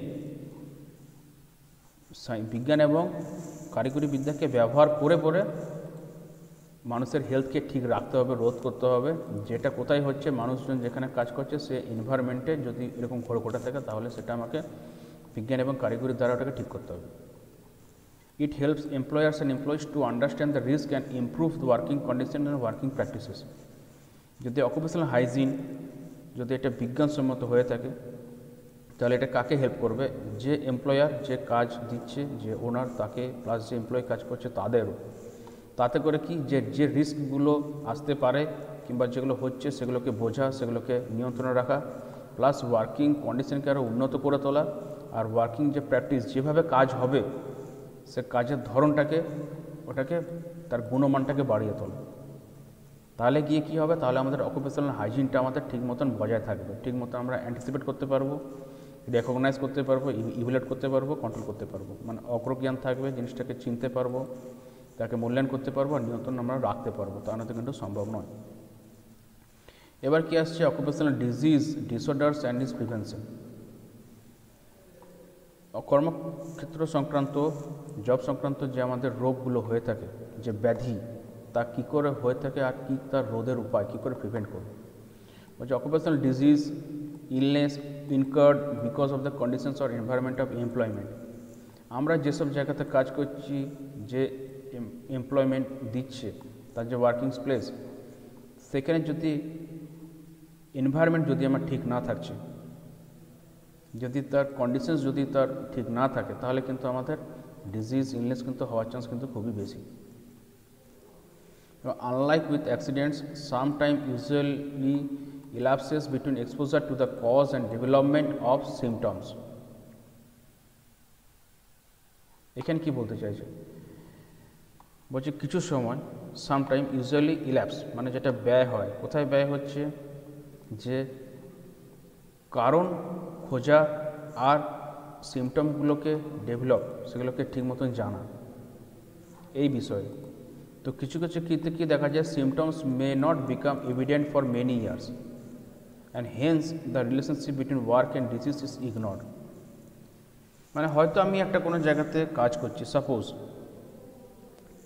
হয়তো একটা কোনো হসপিটালে আমি কোথাও হয়তো কোনো ওয়ার্কার এমপ্লয়ি হয়তো কাজ করছে, তো সেইখানে মেবি কোনো কিছু কেমিক্যাল কিছু প্রবলেম, কোনো হ্যাজার্ড কিছু হতে পারে, কিংবা হয়তো সেই হাসপাতালের যে এনভায়রনমেন্ট সেটা যদি আমার ঠিক মতন যদি পরিষ্কার পরিচ্ছন্ন না থাকে, তাহলে সেক্ষেত্রে ওটা নোংরা হয়ে থাকবে, তো বাজে কোনো স্মেল আমার ভেতরে সেটা পৌঁছতেই পারে, বা ইনহেল, সেটা গেল।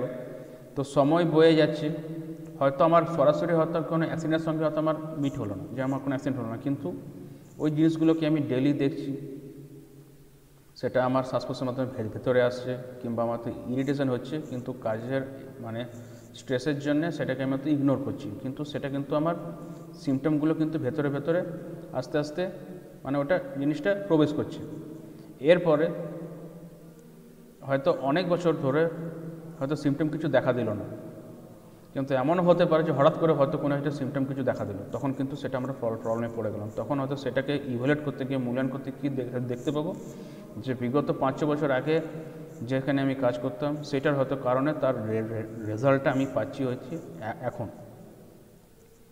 ঠিক সেরকম ব্যাপারটা এটা, যে symptoms may not become evident for many years and hence the relationship between work and disease ignored. মানে কাজের সূত্রে যে রোগ ব্যাধিটা হতে পারে সেটাকে যদি আমরা ইগনোর করে দিই, তাহলে সেটা আজ না হোক, সেটা পরবর্তীকালে গিয়ে কিন্তু সেটা আমাকে সামনে আমার দাঁড়াবে। ঠিক যেরকম অ্যাজ পার এক্সাম্পল কোনো গ্রাফাইট কারখানা হোক, মানে যেখানে লিড তৈরি হয়, কিংবা কোনো ফিলিপসের কোনো মানে যেখানে আমার কার্বন এমিশনটা হয়তো বেশি, কিংবা কোনো সিমেন্ট কারখানা হোক যেখানে তো ডাস্ট খুব ওড়ে। তো এখানে কি হচ্ছে, কাজ আমরা করতে থাকি, সিমটম হয়তো কিছু দেখা দেয় না, কিন্তু অনেক বছর পরে কী হয়, দেখা শুরু হয়ে যায় আমাদের শ্বাসকষ্ট। তো শ্বাসকষ্টটা কোথা থেকে এলো, হেলথ সবই ঠিক ছিল, আমার কোনো অসুবিধা কিছু নেই, কিন্তু ওই ওয়ার্ক যেখানে করতাম, যেখানে কাজ করতাম, সেখানে আমি ঠিক মতন আমি গুরুত্ব দিই, আমি ওইটাকে বারবার আমি ইগনোর করে গেছি। হয়তো একটু কাজতাম, হয়তো একটু গলাতে একটু ইরিটেশন হতো, ঠিক আছে, কিন্তু আস্তে আস্তে আস্তে আস্তে অনেক বছর পর তার সিমটমটা এবারে বাইরের দিকে আসবে, তখন আর কিছু করার থাকে না। সেই জন্য কি প্রথম থেকে এগুলোকে ঠিক মতন ধ্যান দেওয়া দরকার।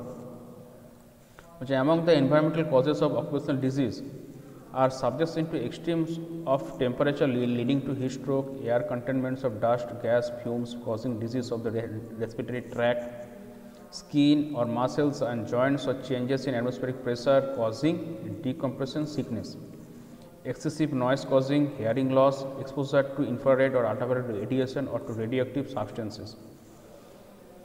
বলছে এনভায়রনমেন্টের কারণে যে ডিজিজগুলো হয় সে কী কী জিনিস হতে পারে, মেনলি হয়তো টেম্পারেচার এত বেশি যে টেম্পারেচারের জন্য হয়তো আমার হিট স্ট্রোক হয়ে গেলো, যেরকম কি যখন লু বয়, যখন গ্রীষ্মকাল থাকে 42 থেকে 44 ডিগ্রি যখন সেন্টিগ্রেড থাকে, তখন কি বলা হয় যে বাইরে যেন বেশি না বেরোনো হয়, তাতে কি সানস্ট্রোক হওয়ার চান্স আছে। সেরকম কোনো কাজের জায়গাতে যেখানে তো কোনো জায়গায় ব্লাস্ট ফার্নেসের কাছে কাজ চলছে, হয়তো গলিত লোহা বেরোচ্ছে, কিংবা কোনো ইগনট, সে ইগনট হয়তো স্টিল মেল্টিং সব থেকে হয়তো বেরিয়ে আসছে, তো বিভৎস টেম্পারেচার থাকে মারাত্মক, তো তার আশেপাশে যেন না যাওয়াটাই ভালো। সেক্ষেত্রে কি আমাদের হিট স্ট্রোক হওয়ার চান্স থাকতে পারে। কিংবা কোনো গ্যাস, সে গ্যাস দূষিত গ্যাস, সেটা হয়তো ঠিক মতো নির্গমন হচ্ছে না, হয়তো চিমনি দিয়ে বেরোচ্ছে না, সেক্ষেত্রে কোনো কিছু প্রবলেম ডিজিজ আমাদের হতে পারে, কারণ ওটা যদি আমাদের শরীরে যদি ইনহেল করে যায়, কোনো ধুলো, কোনো গ্যাস, কোনো ফিউম, কোনো ধোঁয়া, এগুলো সরাসরি গিয়ে কোথায় আঘাত করে? রেসপিরেটরি ট্র্যাক্টে, যেদিক দিয়ে শ্বাস প্রশ্বাস নালি ওইখানে গিয়ে আঘাতটা করে। কিংবা যদি স্কিনের সঙ্গে যদি সংস্পর্শে আসে, তারা স্কিন আমাদের জ্বালা করতে পারে, কিংবা মাসেলে পেন হওয়ার চান্স থাকতে পারে, কিংবা জয়েন্টের প্রবলেম, এইসব জিনিসগুলো এখানে বলা রয়েছে। এগুলো আলটিমেট কী হয়? সিকনেসে আমাদের পরিণত হয়, আমরা অসুস্থ হয়ে পড়ি। তার সঙ্গে কি, যদি খুব বেশি যদি কোনো জায়গায় আওয়াজ হচ্ছে, তাহলে সেখানে কি আমাদের মানে হিয়ারিং লস, মানে আমাদের শ্রবণ ক্ষমতাটা আমরা হারিয়ে ফেলব।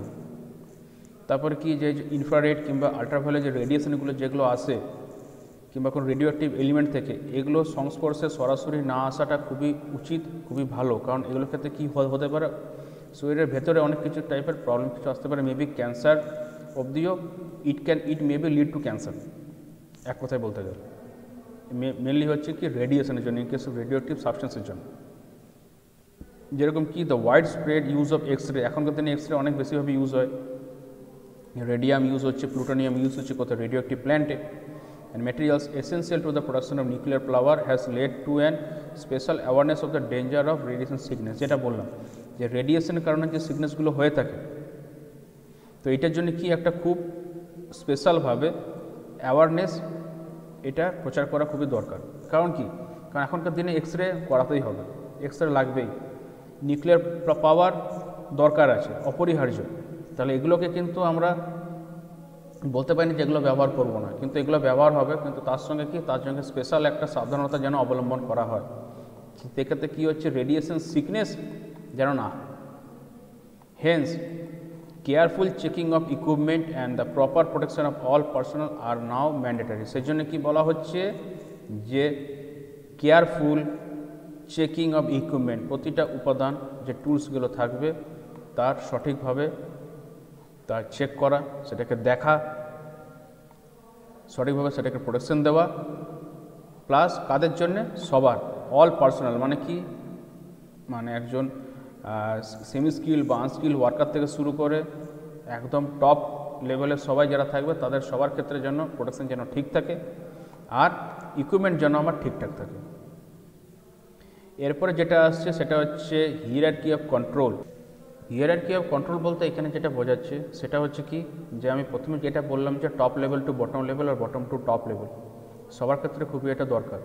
সেই জন্য একটা কোনো ওয়ার্ক প্লেসে একটা করে স্টেজ থাকে, যেখানে ওয়ার্কাররা এক একটা গ্রেডে কাজ করে, grade 1, grade 2, grade 3, grade 4, grade 5, এইভাবে মানে আনস্কিল, সেমি স্কিল, তারপরে স্কিল, তারপরে গ্রেড 1, গ্রেড 2 করে শুরু হলো, তারপরে হয়ে গেল চার্জম্যান, চলে যাচ্ছে ফোরম্যান, তারপরে সেখান থেকে অফিসার, এভাবে অফিসিয়াল সব কিছু একটা হিয়ারার্কি থাকে।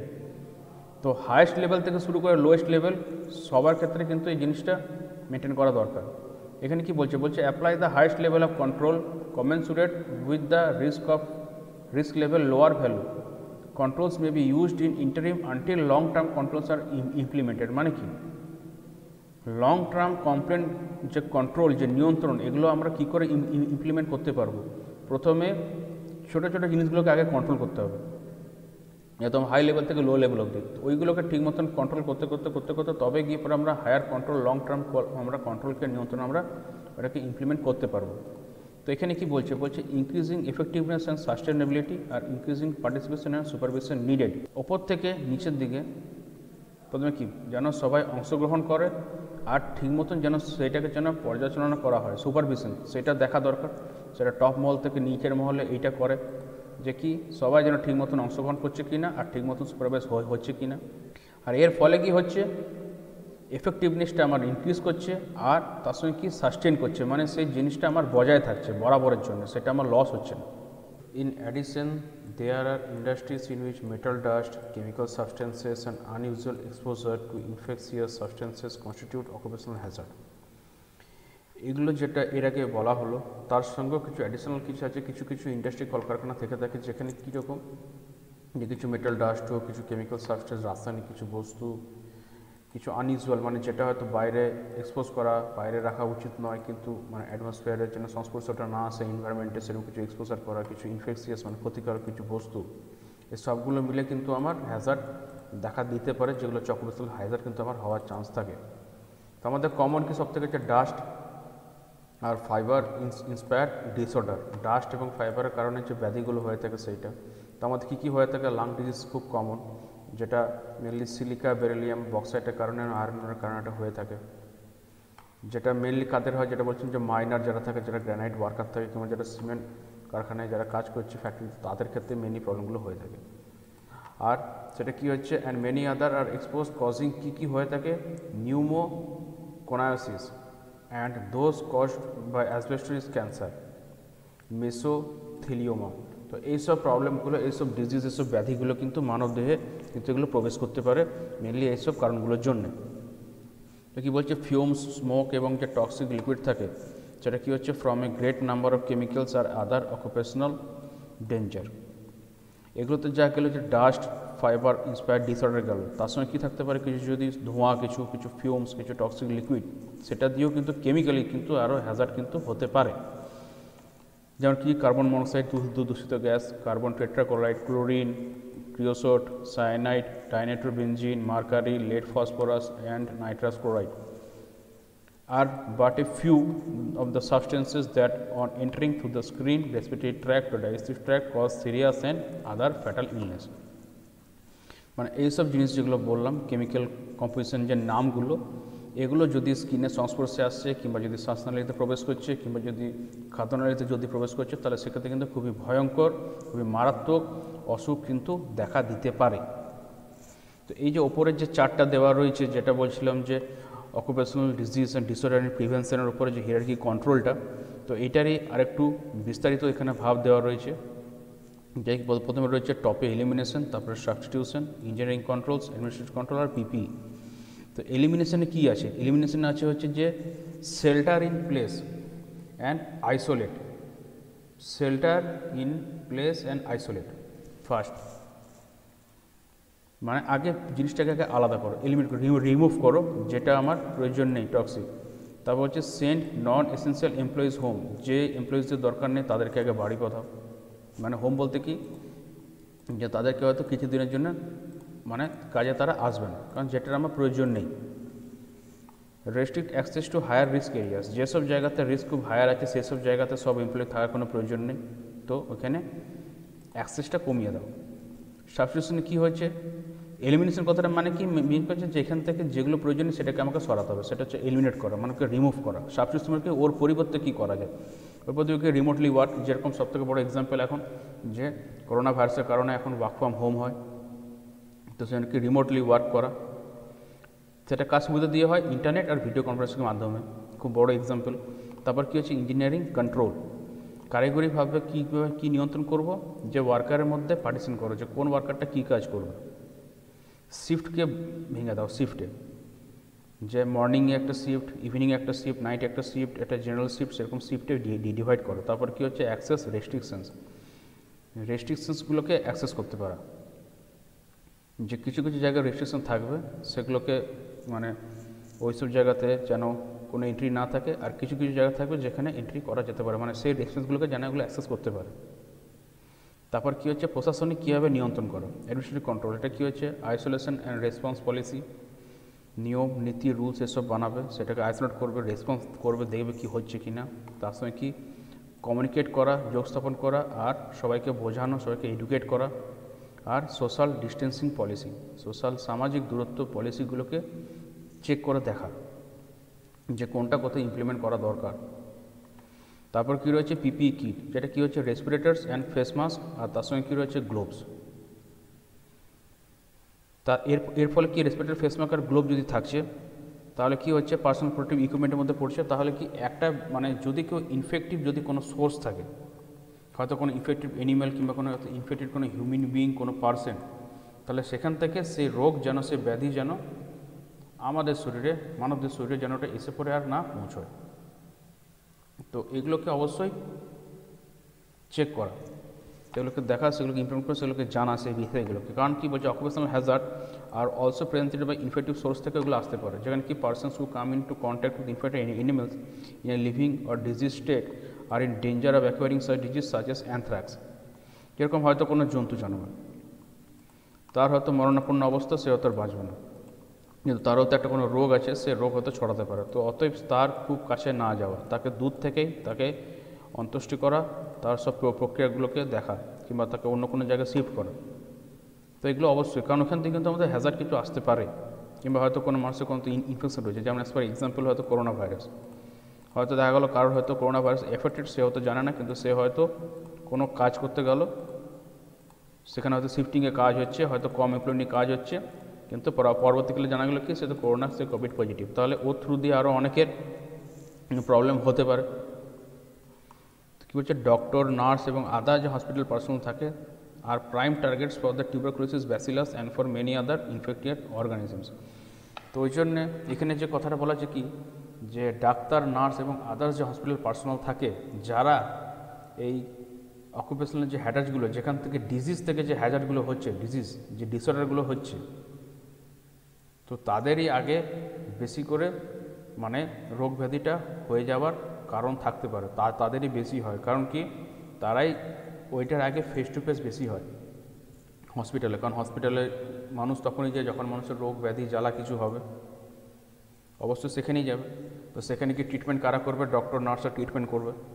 তো অতএব ওরা আননোয়িংলি, না চাইতেও, হয়তো পিপি কিট পরে আছে, তা সত্ত্বেও কিন্তু ওদের হওয়ার চান্সটা আগে বেশি থাকে। তো ঠিক সেরকম কি টিউবারকুলোসিস ব্যাসিলাস বলে, যেটা যে কারণে টিবি হয়ে থাকে, তো সেটা হওয়ার চান্স থাকতে পারে, কিংবা আদার্স কোনো কিছু ইনফেকশনস, কিছু অন্য কোনো অর্গানিজমের থ্রু এখানে কিন্তু আসতে পারে। তো আজকে যে টপিকটা নিয়ে পড়া হলো সেটা হচ্ছে অকুপেশনাল হ্যাজার্ডের ওপরে। তো এটার এই নোট তোমরা পেয়ে যাবে তোমার যে ওয়েবসাইট আছে কলেজের, সেই ওয়েবসাইটে সেটা এখানে দেওয়া রয়েছে, তোমরা এটা অবশ্যই পড়ে দেখবে। তো আজকের ক্লাস আমি এখানে শেষ করলাম। আবার পরের দিন নতুন কোনো টপিক নিয়ে তোমাদের সঙ্গে আবার দেখা হবে, নতুন কিছু নিয়ে আলোচনা করব। তো সবাই ভালো থেকো, সুস্থ থেকো, থ্যাংক ইউ।